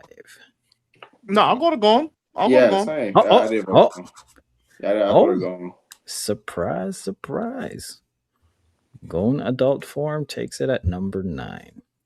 All right. Anybody else want to go? We just knocked out 10 and 9. Shoot, I could put Luffy at 8. I'm not mad at it. I'll put Luffy at 8. You I might as thought well. Luffy, Gear 5 gotta be on here, man. I still, even when I wasn't even reading One Piece at the time, but I remember on TikTok when people were like, that panel of Luffy smiling right before the Gear 5 chapter, I was like, well, what's going on in One Piece? Like, niggas like, that made me read One Piece. Like, Gear 5 made me read One Piece. So, But just remember that it's 10 out of 10. Like, is that transformation an I see. 8 out of 10? Oh, I see. Oh. That's true. It's not 1 through 10. It's We're doing it not like 1 last through- week. Yes. Yeah. Okay. okay. They're not 8 out of 10 then. So what's an 8 out of 10? I actually have Ichigo's full holification at Hueco Mundo. I have At Griffith 8, turning into Femto. I would say it's either. I like that moment. I'm thinking also maybe Ichigo's first Bankai against Byakuya. I think that's a really, at least manga version. I like the anime version of the one you're talking about more than the anime version of the Byakuya one, but I think the manga, like that was one of the, I don't know if y'all noticed, but that was like one of Kubo's like, maybe his first full chapter was in color. Like he really showed out for Ichigo's first Bankai. So I might, that one's super cinematic. So I remember it was full color in the Shonen Jump magazine. That shit was peak. I'm trying to think. See, Lonnie, I would agree with you, but I think Griffith turning into Femto is higher. No, but we already got. I had it higher, but suddenly swallowed it. Yeah, no, but 9 and 10 are already taken though, because Fento would be Yeah, 10. so I'm not going to sit here and say that, what are we on, 8 or 7? We're on We're at- 8. we're at 8. Yeah, that's I what I'm saying. think it's 8's not better that bad. I think it's better than that. I think it's No, better. I agree with you, but I think that we already got 10 and 9 full. Fento will be a 10 out of 10. That's I agree. crazy. I That's agree. a 10 out of 10 moment. But 10 is already taken, so But now Fento, that I remember reading that. I was like, whoa, I was shook. But I don't want to, like, let's say if we make a social post about this, and then we get and somebody's like, you put Griffith and Femto at 8 out of 10, or maybe if he even drops another one. Yeah, that's what Ty is saying. Like, it wouldn't even make the list now. Yeah, okay. because Yeah, that's that's basically what I'm trying to say. It shouldn't make the list anymore. I feel bad. Another 8 out of 10 because same fight, Santo. I say Okiura's second state. That shit is peak to me. Yeah, finding out that there's actually a second. Yeah. Well, it's not like because I he's like the supposed to first one represent more. The first one's cool, but like the fact that he's supposed to like represent despair and he becomes like basically just shrouded in that dripping blackness. That I thought that was fire. Mine is Claire turning into Teresa at the end of Claymore. That's not bad at all. That's pretty good. Claymore do got That's some- actually a good shout. Yeah, the rest of mine are just rage bait, and then like my personal stuff I like. Actually like that Claire one. I still would go with the one I suggested with Ichigo going full hollow. Cause that moment, like Ichigo is gone. What, He like got that's the one. Lorde? Yeah, Vasto. I'm not mad at that. I'm cool with it. I'm good with the Claire one for 8. So it's 2-2. Ty, who you got? Between Vasto Lord, Ichigo, and Claire turning into Teresa. I got Ichigo. I got each. Ichigo. Let me go ahead and Ooh, I got start. Number 7, because I feel like I just want to have it now. Can I interest you guys in Super Saiyan Vegeta? Oh, that would be a higher than 7. That moment was crazy. Bro, especially when you saw him on the planet, just having that little inner monologue.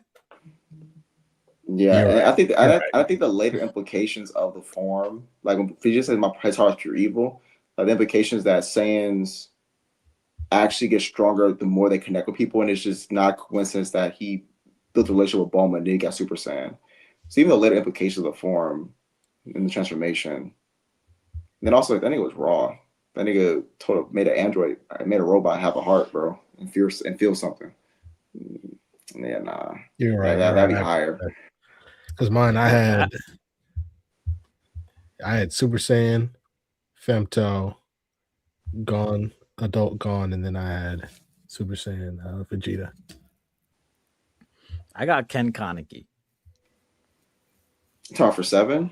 for 7. I ain't gonna lie to you. Which Ken Kaneki? Like not the At the end of season 1, white hair Ken Kaneki turns into a ghoul. I thought you were gonna say like the ending of the series. I was about to be like, nigga, you tripping. Okay, so I got 2 at 7 that I'm interested to see. I don't know who is anybody who's Capo Ichi, which and Kagabachi. I'm not. You Capo both. So you remember when? It's minor spoilers. You remember when Uro took over Ichi? Yeah. That one was fire. That, or do you consider the Soga switch, the Source Saint switch, a transformation? Because he kind of, I mean, I guess taking a body is not a transformation, but yeah, but maybe not. I'll say Uro taking over Ichi. I'll put that at 7. I love that moment. Don't get me wrong. The transformation is cool. It's definitely cold, but like he doesn't. His look hasn't changed like that drastically. I feel like to be that high. Not true, but to me, it's not like it's not. You're putting like he has multiple so he has multiple he has multiple outfits during the fight because depending on which magic the Uro is using, he switch outfits. But the moment itself was crazy. Like when he was talking to Descaris, and then she got like feisty with him. He said, "You don't want to end up like Octobomb." You see this nigga literally being pierced through by a bunch of spikes. I was like, "Dang, that was crazy." And then he goes through all of the magics, and he said, "Yo, I'm the king of magic." Like I was like, "That was hard, bro." I literally was texting my group chat like, "Yo, I got my Sakuna and Ichi." I was too hyped, bro. So I'll put that at 7 out of 10. What did y'all think about Shigaraki's like last transformation with like all the hands around his mouth and stuff like that? Because I thought it was cool, but it wasn't like crazy great or anything like that. I'm not mad at that. I'm not mad at that. I'm not mad at that. Mine was from Beyblade. It was when Flame Sagittario became Flash Sagittario and Metal Fury. I gotta watch them shits again. Bro, those shows are so good, man. I remember sitting as a kid Saturday morning screaming at the damn television, watching 2 fucking drawn metal tops hit each other. Like my life depended on it, Santo. Like some niggas are with Polymarket. Oh my god. Beyblade birthday party one year when I was a kid. I still think I have the fucking arena. I just need to get the Beyblades and I'm back in the game. It's like fucking volcano one. All right, so all of the ones that were said, what do we want to vote on for 7 out of 10? I'll vote for Ken Kaneki. I'll never go against Kaneki. I mean, I'm good with either, so I'll go Kaneki. See if that's where the people are going. I was outvoted. Ken Kaneki. All right, so we got 3, 4, 5, and 6 left. Can I say my because I know y'all just gonna hate on me for it. I just don't like it aesthetically. I've never liked it. I don't have a problem with the character. Before you say what number are you? 4. 4? I just don't think the transformation's cool at all. I just don't like it. It's Eren Yeager's transformation. Like his attack. I don't like the attack titan. I just don't like how it looks. I just don't like the attack titan, the regular attack titan? Yeah, I just don't like the attack titan. I think it's got whack looking. That's just my personal opinion. To be fair, when you see the Warhammer Titan, you're like, We could. I don't like the way that one looks. I don't like the face I see what you mean. and the all white jumpsuit. That shit look. Ooh. I think it's mainly the face for the attack time for me. I just think it looks ugly. It looks jaggedy. It looks like somebody's old grandma. Like, Dang. Shout out grandma. Oh, grandma's crazy. Mima just took a crazy shot. My 4 is I actually believe it, but it's also a rage bait. Mine is Aizen's final transformation. Shit's horrible. Shit's ugly. Shit's ineffective. The moment wasn't cool. He was just crashing further and further. I think that shit's. Then he just got one shot and a half by Mugetsu. Shit was fucking terrible. So I got it out of 4. I'm not mad at it. Hey man, I mean, does anybody disagree? I mean, you know, as a Bleach leader of Bleach community, I mean, you know, if one thing we do is that we're honest around here. Is he But certified as a leader of I the have community? to listen. You stamped it, As man. a leader of the Bleach community. Whoa! I'm just not to Miles. We're super quick. As a leader of the Bleach community, Miles, I gotta stamp that. Just gotta stamp it. Like, you know, we don't run away from our flaws. Like that's not what we do. You know, other fan bases are afraid and they hide. We take our blows on the chin. We take it on the chin. Yes. they get to sleep. That shit terrible. Yeah, it is indeed. It's just nasty, and you know, take it on chin. Sometimes accountability. Sometimes that's what you need is accountability. Accountability breeds responsibility, right? And it's my responsibility to stamp Miles and let him know that John is indeed terrible. Hey man. So for me at 4, I ain't gonna hold you. Yugi turning into Atem every time there's a duel. He put that puzzle piece goes crazy. The shadows in the back, all of that. His hair gets a little spiky and his voice changes. You don't I'm like that? good. I got a What? $2 super chat standing in solidarity with me and Ty. $2 super chat by one of our OG fans, Sauce. Logical people is what we need as our leaders. Salute. Accountability, man. That's what Accountability breeds responsibility, man. I don't know how MAGA started. I've never thought I'd see that Yeah. where Sauce and Ty are in lockstep supporting Bleach. Insane.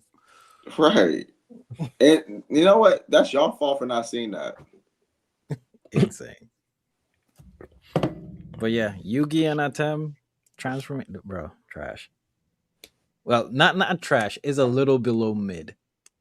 Yo, what's worse, Santo? Superman putting on his glasses to be Clark Kent, or you his hair just getting a little bit more spiky. Man, let me tell you something, bro.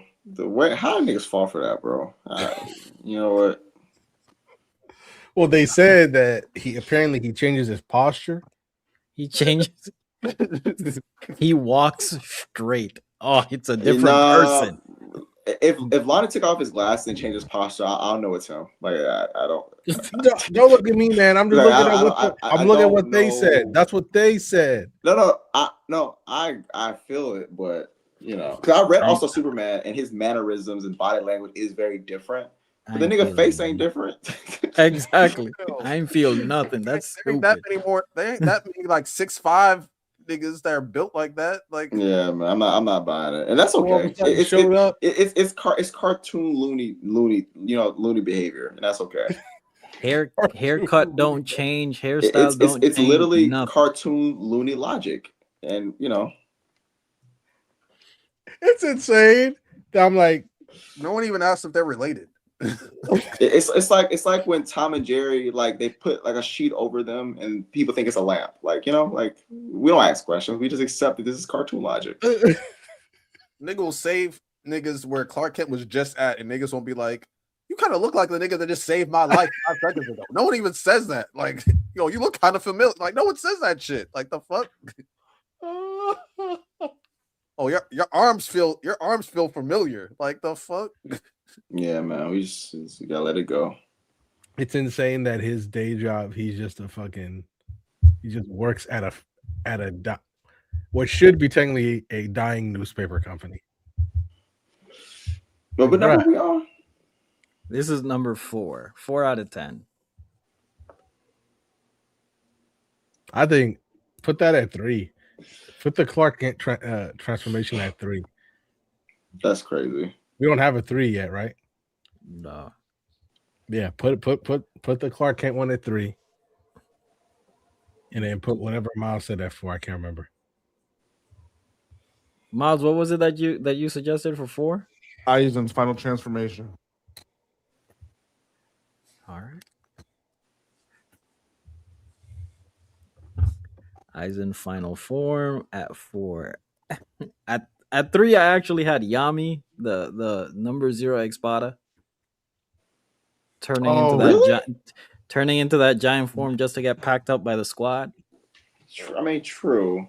I also didn't really get the logic behind Him being 0. Yeah, Yeah. because it's like first it was hey, this is 1 through 10. Now it's 0 through 9. Like he's technically the strongest one, but it was Stark. I mean, I was a little confused. I was like, okay, because he gets mad, turn big, packed up. Oh, That was stupid. and then it's ugly too. that's Every giant form in the anime is Sir? low-key trash, isn't it? I mean, I rock with Bertolt. Oh yeah, all the Titans. Bertolt stuff. Just a giant nuke. Girl. My number 3 was also Rage Bait, just as a disclaimer, so you don't fall for it. It was Madara turning into Kaguya. Hey man. We're doing number 3. Yeah, number 3. And that shit was ass, Santos. So I don't know why you say, oh, that shit was ass. It just brought up memories, man. When I was watching Naruto and be like, "Hey, we got aliens now." Sure. Ty, how would you defend that transformation? You don't. Tell me the Madara, like the Madara turning into Kaguya. You change the subject. If I had to defend it, you talk about like the whole like even including like Madara dying and all that stuff, like getting like backstabbed.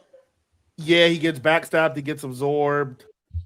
And then I mean the best way you could do it is say, hey man, ninjas are tools. Madara got used. His back was always his blind spot, so the iron, got hit in the back again. Themes and such. You change the subject. That's the best way. Did y'all not like that transformation? Like fuck the list for a second. But as I don't know if y'all are watching it week to week or reading it or whatever. Were y'all disappointed in that? I was super hurt. I mean, no, yeah. I didn't. I mean, Kaguya. No matter what Naruto fans try to gaslight people into thinking, when they say things like, "Oh yeah, Kaguya was properly foreshadowed," man, or because you don't gotta necessarily have crazy foreshadowing. You just have to make. If you were to appear, does this make sense that you exist in this world? And I feel like people pretended that if you didn't see it coming, then you were just missing something. Like they'll bring up like, don't you remember Kibimaru? I'm like, nigga, so I saw Kibimaru be part of Bone Clan, so I should have expected aliens controlling the Akatsuki. That's reasonable. I remember being a kid watching this because I didn't read it. I watched it weekly. Mm-hmm. And when Black Zetsu came out and was doing, I'm like, what is this? And now we got aliens in Naruto. I'm like, I went to school just mad. That's what it was, Santo. That school day next day, everybody at lunch mad as fuck. Yes, it was. Oh god! Shout out to Nami, man. I personally wasn't rocking with it. Was not rocking with that at the time. I want you to watch, or not watch, but I want you to one day read Boruto, because I want your opinions on Baryon mode.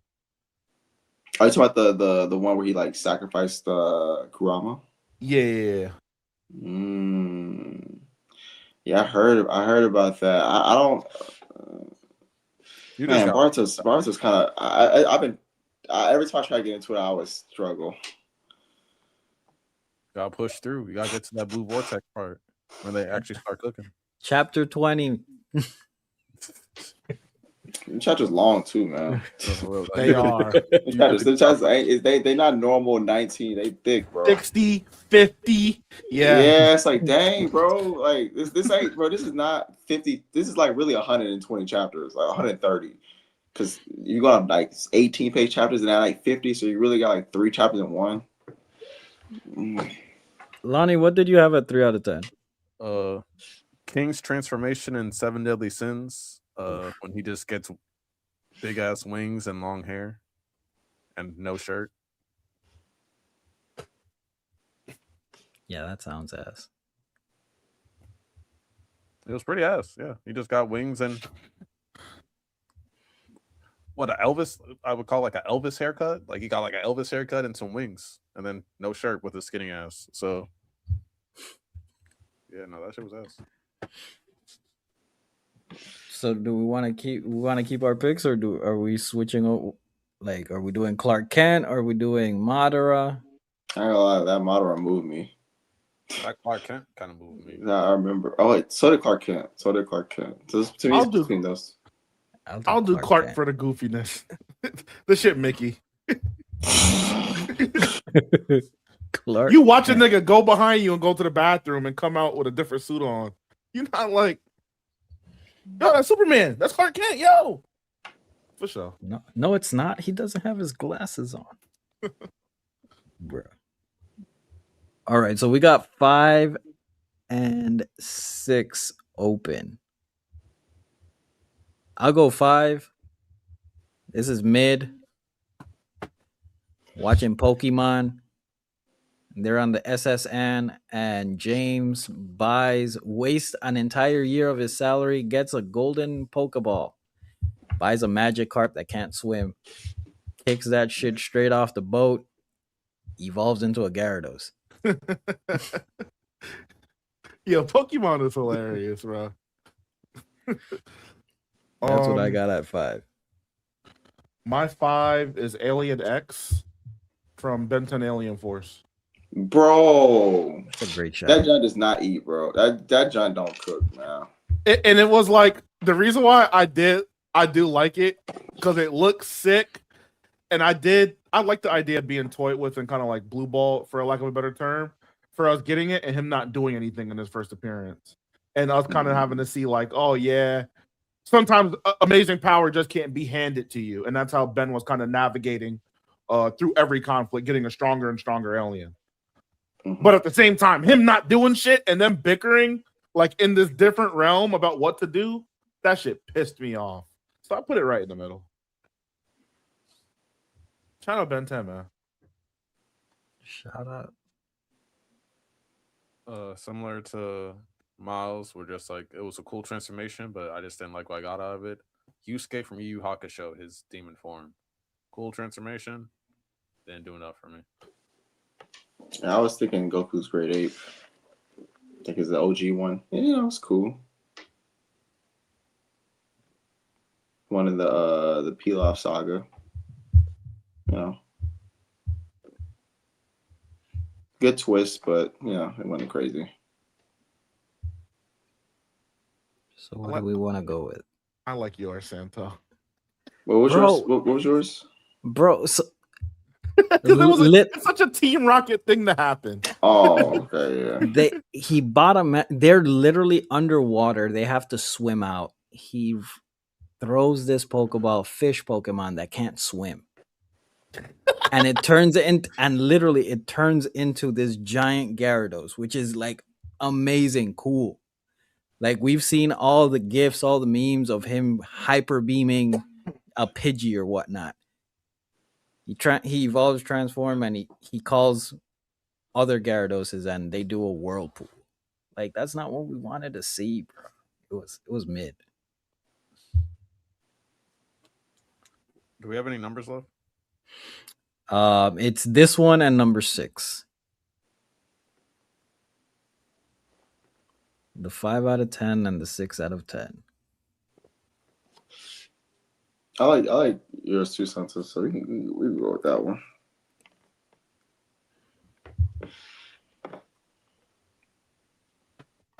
And what's y'all 6 out of 10?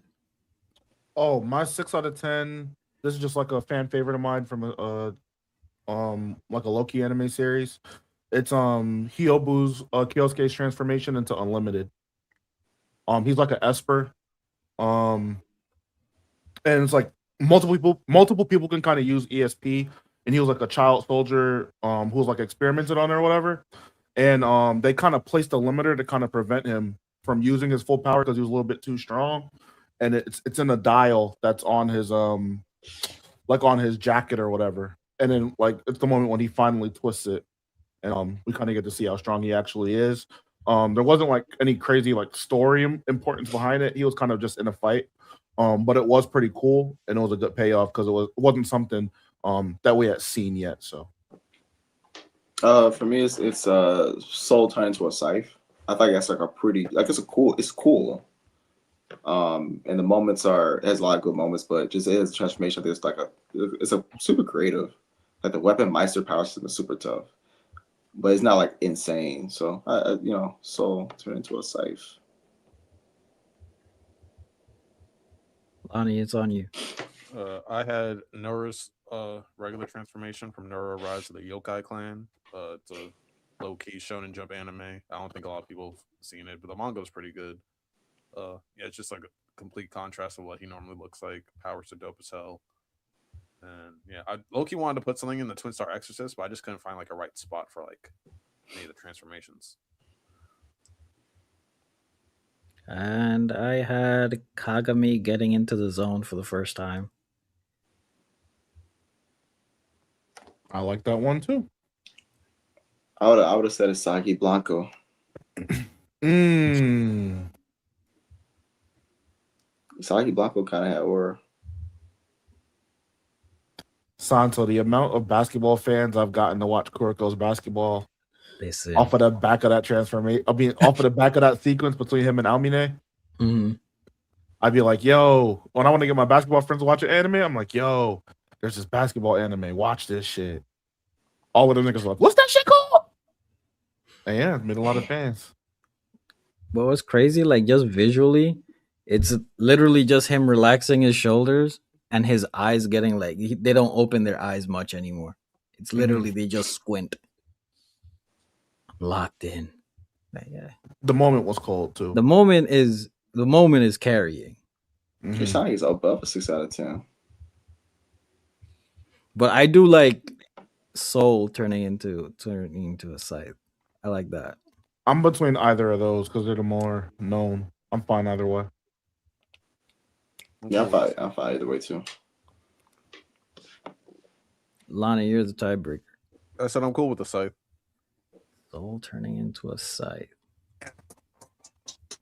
So, apparently, the Cavs made history because when they were up by 22 points with 7 minutes and 48 seconds left, they had a 99.9% chance of victory. And they lost. Up 22 with 7 minutes left. Those 20-point leads don't mean much in the NBA no more. Knicks went on an 18-0 run, 18-1 run. Yeah, the three ball just kind of changed everything. Excuse me. 99.9% chance is crazy. All right, let me just sum it up right here. So this is the list that we came up with ranking the best transformations in history. Bottom of the barrel, a 1 out of 10. We have Dragon Ball Super, the movie. Great ape transformation. A 2 out of 10. We have Suna, Dying Will transformation. A 3 out of 10 transformation.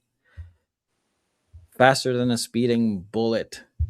Clark Kent removing his glasses and becoming a whole different person. A 4 out of 10. Aizen's final form just to get one-shotted. At 5 out of 10, we have Magikarp turning into a Gyarados. At 6 out of 10, we have Soul turns into a Scythe. At 7 out of 10, we have Ken Kaneki's transformation after being tortured. At 8 out of 10, we have Ichigo Vestal Lord Transformation. At 9 out of 10, we have Gon sacrificing his entire future, turning into adult Gon, and literally dog walking Pito. And at 10 out of 10, the OG himself, Mr. Mount Rushmore himself, Goku turning Super Saiyan. Let us know what you guys think in the comments. Share your takes. If we got something wrong or if you want to amend something to it, let us know. That is our list. That's all the topics I had. Is there anything else that you guys want to cover, want to talk about, want to elaborate on, want to shoot the shit? I ain't got nothing, man. But just gonna keep carrying the weight of my community. I'm gonna stand by my leader and support him in any way that he sees fit. I'm gonna stand by my leader. Oh my goodness. Hold on a second. This is how you know I'm the real leader, man. Oh Lord. Pull out those decorations.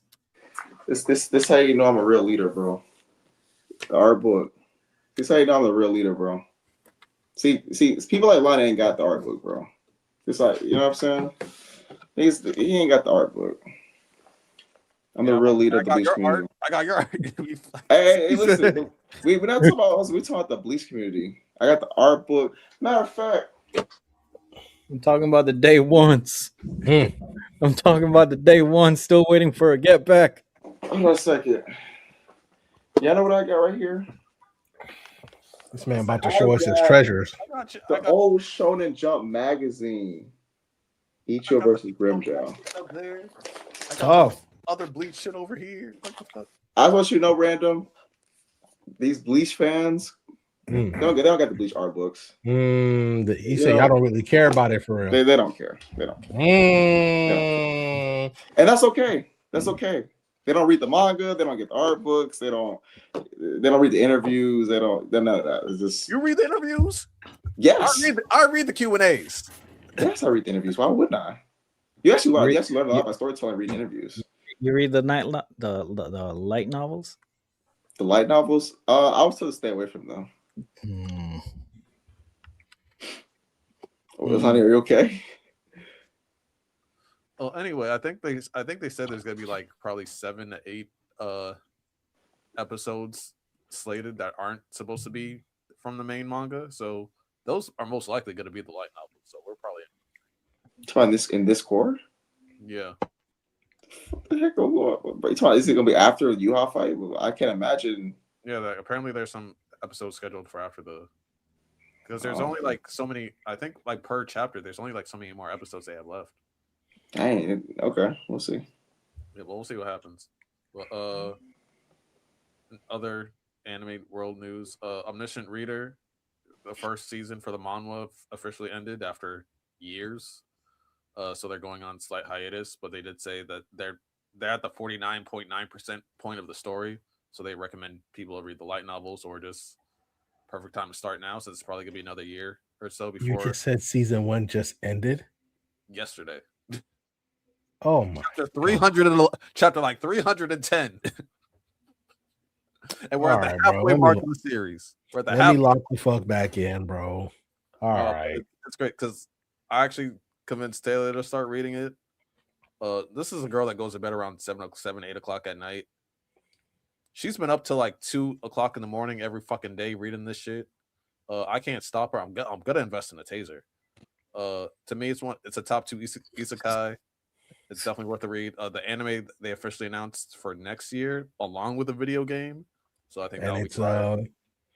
And the same people who make Demon Slayer are making it. So I have high expectations.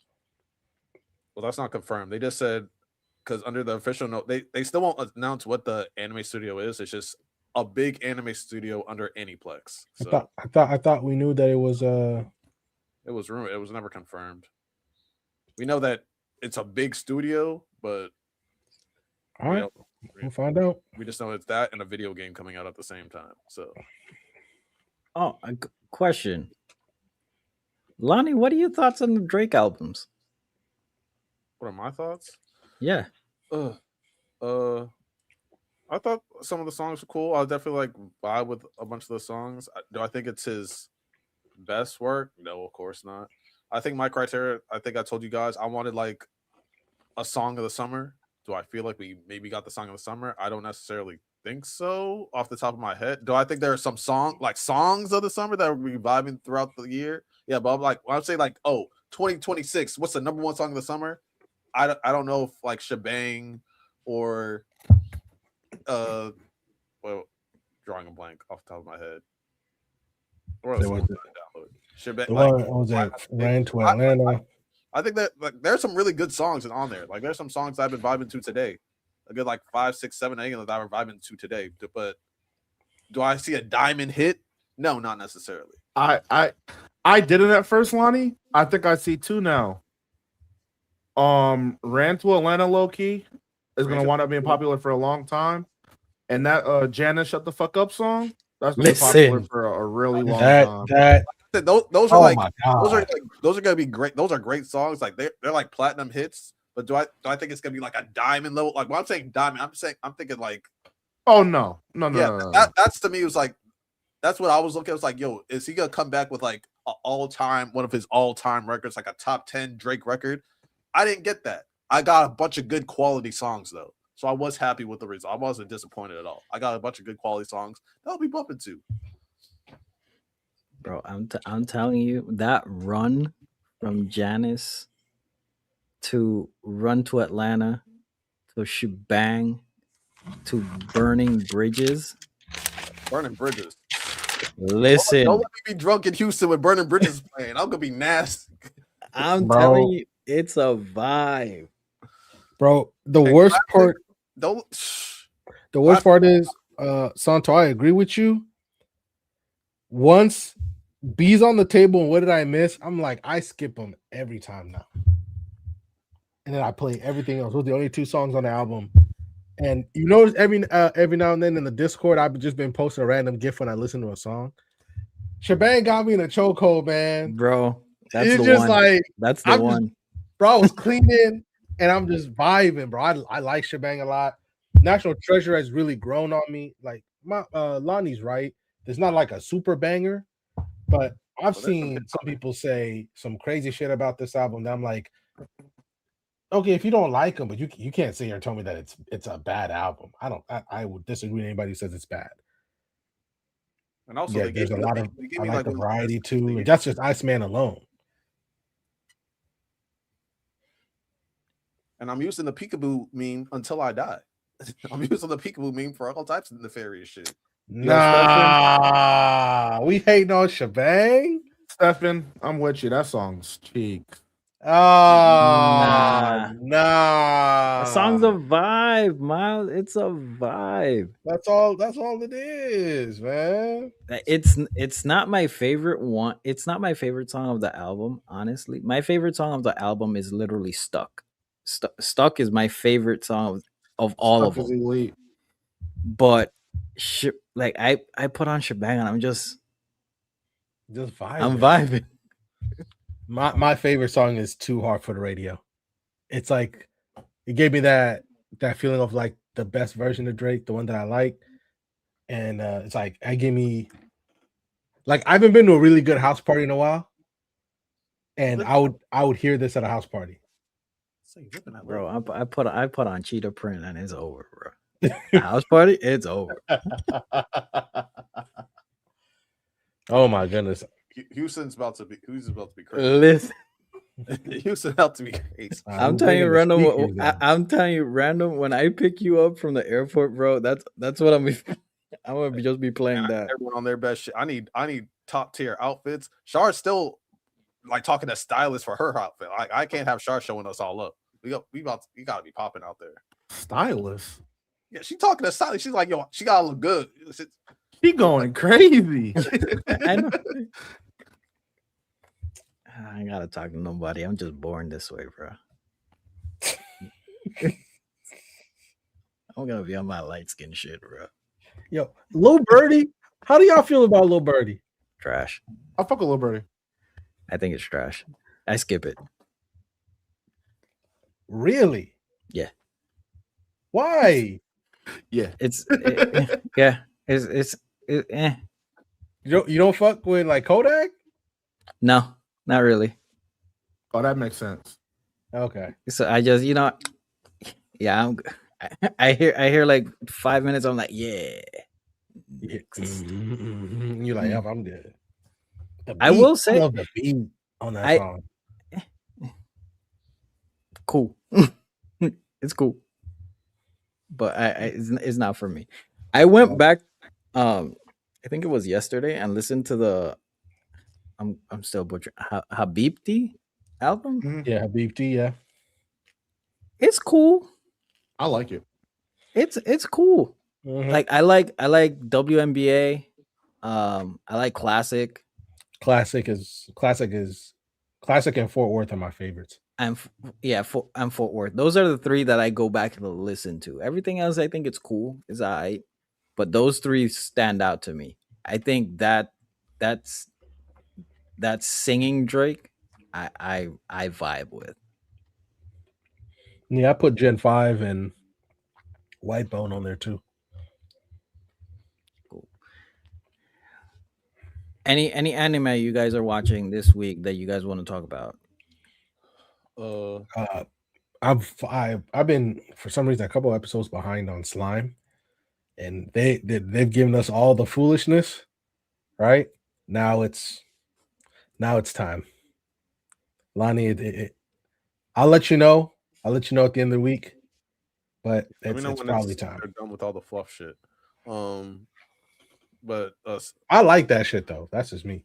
yeah, but Sepon $2 super chat by Dan Young. $2 super chat. Had to come in and say, "Let's go Knicks, baby!" Congratulations. What a comeback. Also, both games being in overtime is Sauce talked about it. Apparently, it's never happened. Shout out. But Sepon has been cooking. Like I still think it might be anime of the season. Phenomenal. Random, if you haven't watched it yet, it's right up your alley in terms of like the slice of life stuff, but like the political aspects.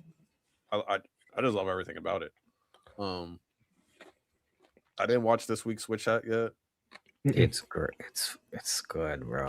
Listen, watch a series that clears free run. I'm telling you, bro. Bro, My fault. Keith, when Keyfree hit that dude with the Men in Black, I was like, bro. Oh, but I'm still not over it, Santo. Even though it might not be the best anime this season, Devil May Cry Season 2 was phenomenal. It was phenomenal. It was one of the best. It was one of the best anime seasons I've seen the last few years. I'm genuinely surprised by Netflix on the job that they've done, because season 1 was good. Season 1 was solid, but they upped every single aspect of a show for season 2. The fights were better. The emotional aspects were better. The character development was better. The music, it's one of the best top 10 anime soundtrack. I don't care. They licensed the shit out of that music. Let's go. I was listening to the Devil May Cry soundtrack while I was walking my dog yesterday. Like, prime 2000s punk rock music. They knew exactly what they were doing. First episode was peak. Like random, like I said, you're just following a random ass no-name soldier in the middle of hell. Freaking the fuck. Shit's crazy. The Virgil versus Dante fights, 10 out of 10.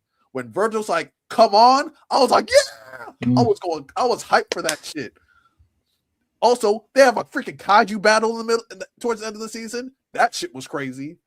And they set it up perfectly for season 3. I think they said that they have the creator of the season says that he has a good 8-9 seasons planned out, and it looks like they're already going to get the funding for it. Like they already announced season 3. The creator of Devil May Cry now wants to remake the series and add stuff on to help with the Netflix show. So if the creator's backing it, it's doing well. They're upping the money they're putting into it and the quality they're putting into it. This might end up being like one of those all-time great animes in a few years. I was highly impressed with it. I wonder how many story beats they're gonna. They said that they're gonna remix a lot of the video games. They're like, it's not a lot. Some of the stuff in the video games isn't realistic for like a show, so they're gonna tweak some things, but also add on to it. So they have the layout for it, because this is basically everything before Devil May Cry 1. So they Yeah, can that's, really that's what I'm spin like. I wonder how close they are to the actual timeline.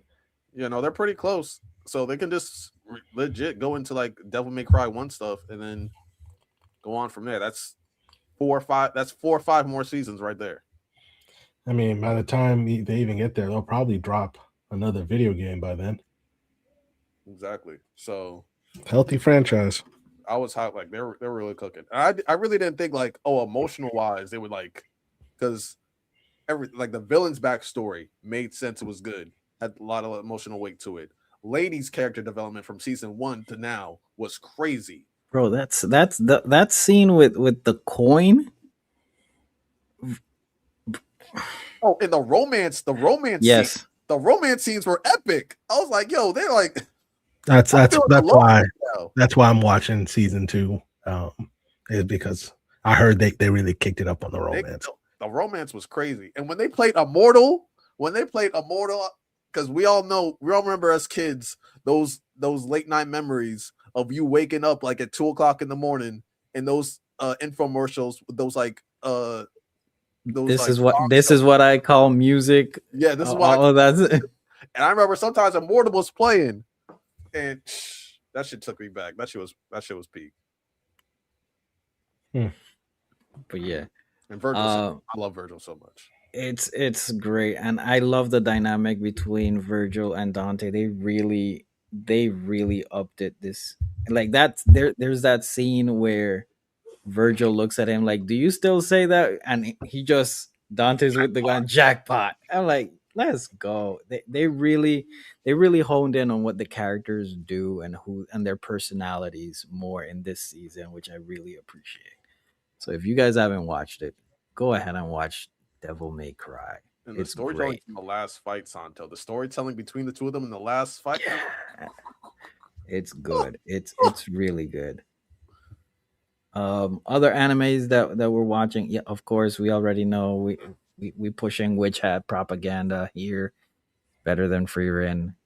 Last episode, we see how the brim hats, that one brim hat that literally can put its blood into ink and just like multiply its power. Keyfree is. Hey, I'm telling you, Kiefer's moving like Shanks. I'm not even on front. Kiefer doing his own thing, yo. Yeah, Kiefer doing his own thing. is crazy. I've also been watching Steel Blue. I don't know if anyone's seen that. It's not for me. It's pretty solid. I have a fear that's gonna get weird. I hope it doesn't get weird. It's probably gonna get weird. It's probably gonna get weird. Yeah, once it gets weird, it's probably when I'm gonna drop it. But yeah, also with Storia. Yeah, I've been cooking with Story. Storia's been cooking crazy. And is there any other ones? I didn't watch. Damon's dropped a very, very, very good episode where we got what's her name? Kara's backstory and how she got her power from Break. She actually had to die to get her power. She came back to life and she's an absolute demon. We saw that. ReZero. Shit's happening. Shit has started to happen. We saw the first what the stick swinger is his nickname. I can't. It was so. It's such a fucking dumb name. It's a dumb name, but that it's Goku. Yes. He pulled out 2 chopsticks. I'm like, oh, what are we doing, y'all? Without spoiling anything about him, he's basically just Kenpachi on crack, y'all. That's basically what he is. He's Kenpachi on crack. There's nothing that he can't cut. And when I say there's nothing he can't cut, there is nothing that could possibly exist that he can't cut. But I did like the I really like the ending of that episode when it shows Julius's perspective watching Subaru at the banquet and how Subaru's speech moved him and stuff like that. But he still had to follow his duty. Yeah, I was like, I really like moments like that in an anime. Just him just in complete shame, just walking down the stairs and finally accepting Subaru's help and then they tied it back to that when he was actually moved by Subaru. Like he's starting to locally like really respect Subaru now. Like Mhm. I like that. It was a great episode. But that's all I have for now. When said character comes back, I'm going to act like a complete fool. The might have suit might come out. I might buy props. It's gonna feed families, y'all. I'm just it's like just counting down to it. We'll see. And you guys already know I'm a sports guy here. Ace No Diamond is cooking. Sawamura is an absolute demon. He's just it, it's so peak. It's so much better than Blue Lock, but let's just leave it there. Let's call it an evening, fellas. Anything else we wanna tap in, or we good? Just be on the lookout. Our next episode of Spawned In is either going to be on Sleeping Dogs or that Boros game that Miles wanted us to play. But I hope Sorrows? it's Sorrows. Thank you. It's good. But I think we're going to do Sleeping Dogs. I We love wanted to Sleeping talk about a Dogs. game that's good. That's it is older, but still it's a cult classic now. But even when it came out, I bought the game on release. I love the game, so it's just a chance to go back.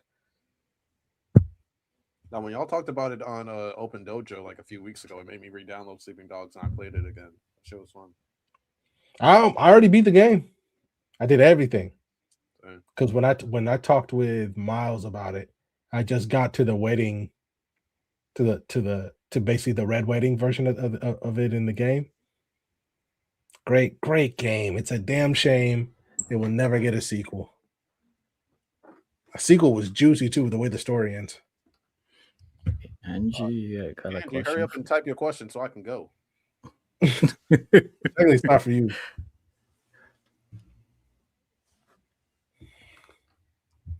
Hold on, $2 super chat by Angie Carr. So you got it, Santo. What's Cristiano Ronaldo's nickname? I don't know. It's about to be nasty. Watch. I know. It's freaking Angie. You know Angie. She's Yeah, I'm walking straight. Oh, I don't know.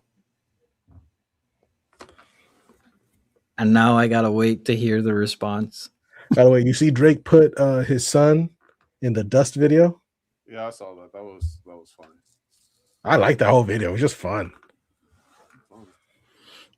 Bro, the video. Oh shit! Now I gotta Google it. What's Cristiano Ronaldo's nick? So Angie's making Santo Google the nickname for the audio listeners. Come on now, don't leave us in suspense. El Bicho. And that's the show, everybody. All right. Which in Spanish means the dick. Anyways, that was episode. Both versions aren't good. This was episode, Angie. How do you have internationally bad nicknames? Multiple languages? Lonnie? They say you ass in multiple languages? We just don't really fuck with you, bro. English and Spanish. That's insane. Let's go. This was episode 129 Let's of get- Black let's get the Sensei fuck outta Society, ending on a high note. Thank you, Angie. We appreciate you. Where we were ranking the best and the worst transformations in history. So go ahead and like, comment, and subscribe to the channel per usual. You can hit up our memberships where you can join and continue supporting the channel so you can, just help us out in providing, the best content that we can. Like Random said, stay tuned for another episode of Spawned In that's going to be coming soon. Open Dojo is going to be next week, Friday. You can also check out our Patreon. We have exclusive content going there. I think right now we're focusing a lot more on the Game of Thrones reactions from Ty and Riddell. And like I said, when Riddell gets to that one episode when everything goes dog shit, I am going to be there front and center because he is definitely going to be crashing out. All that being said, ladies and gentlemen, thank you for joining us. Good evening, good night, much love, and per usual, you already know, stay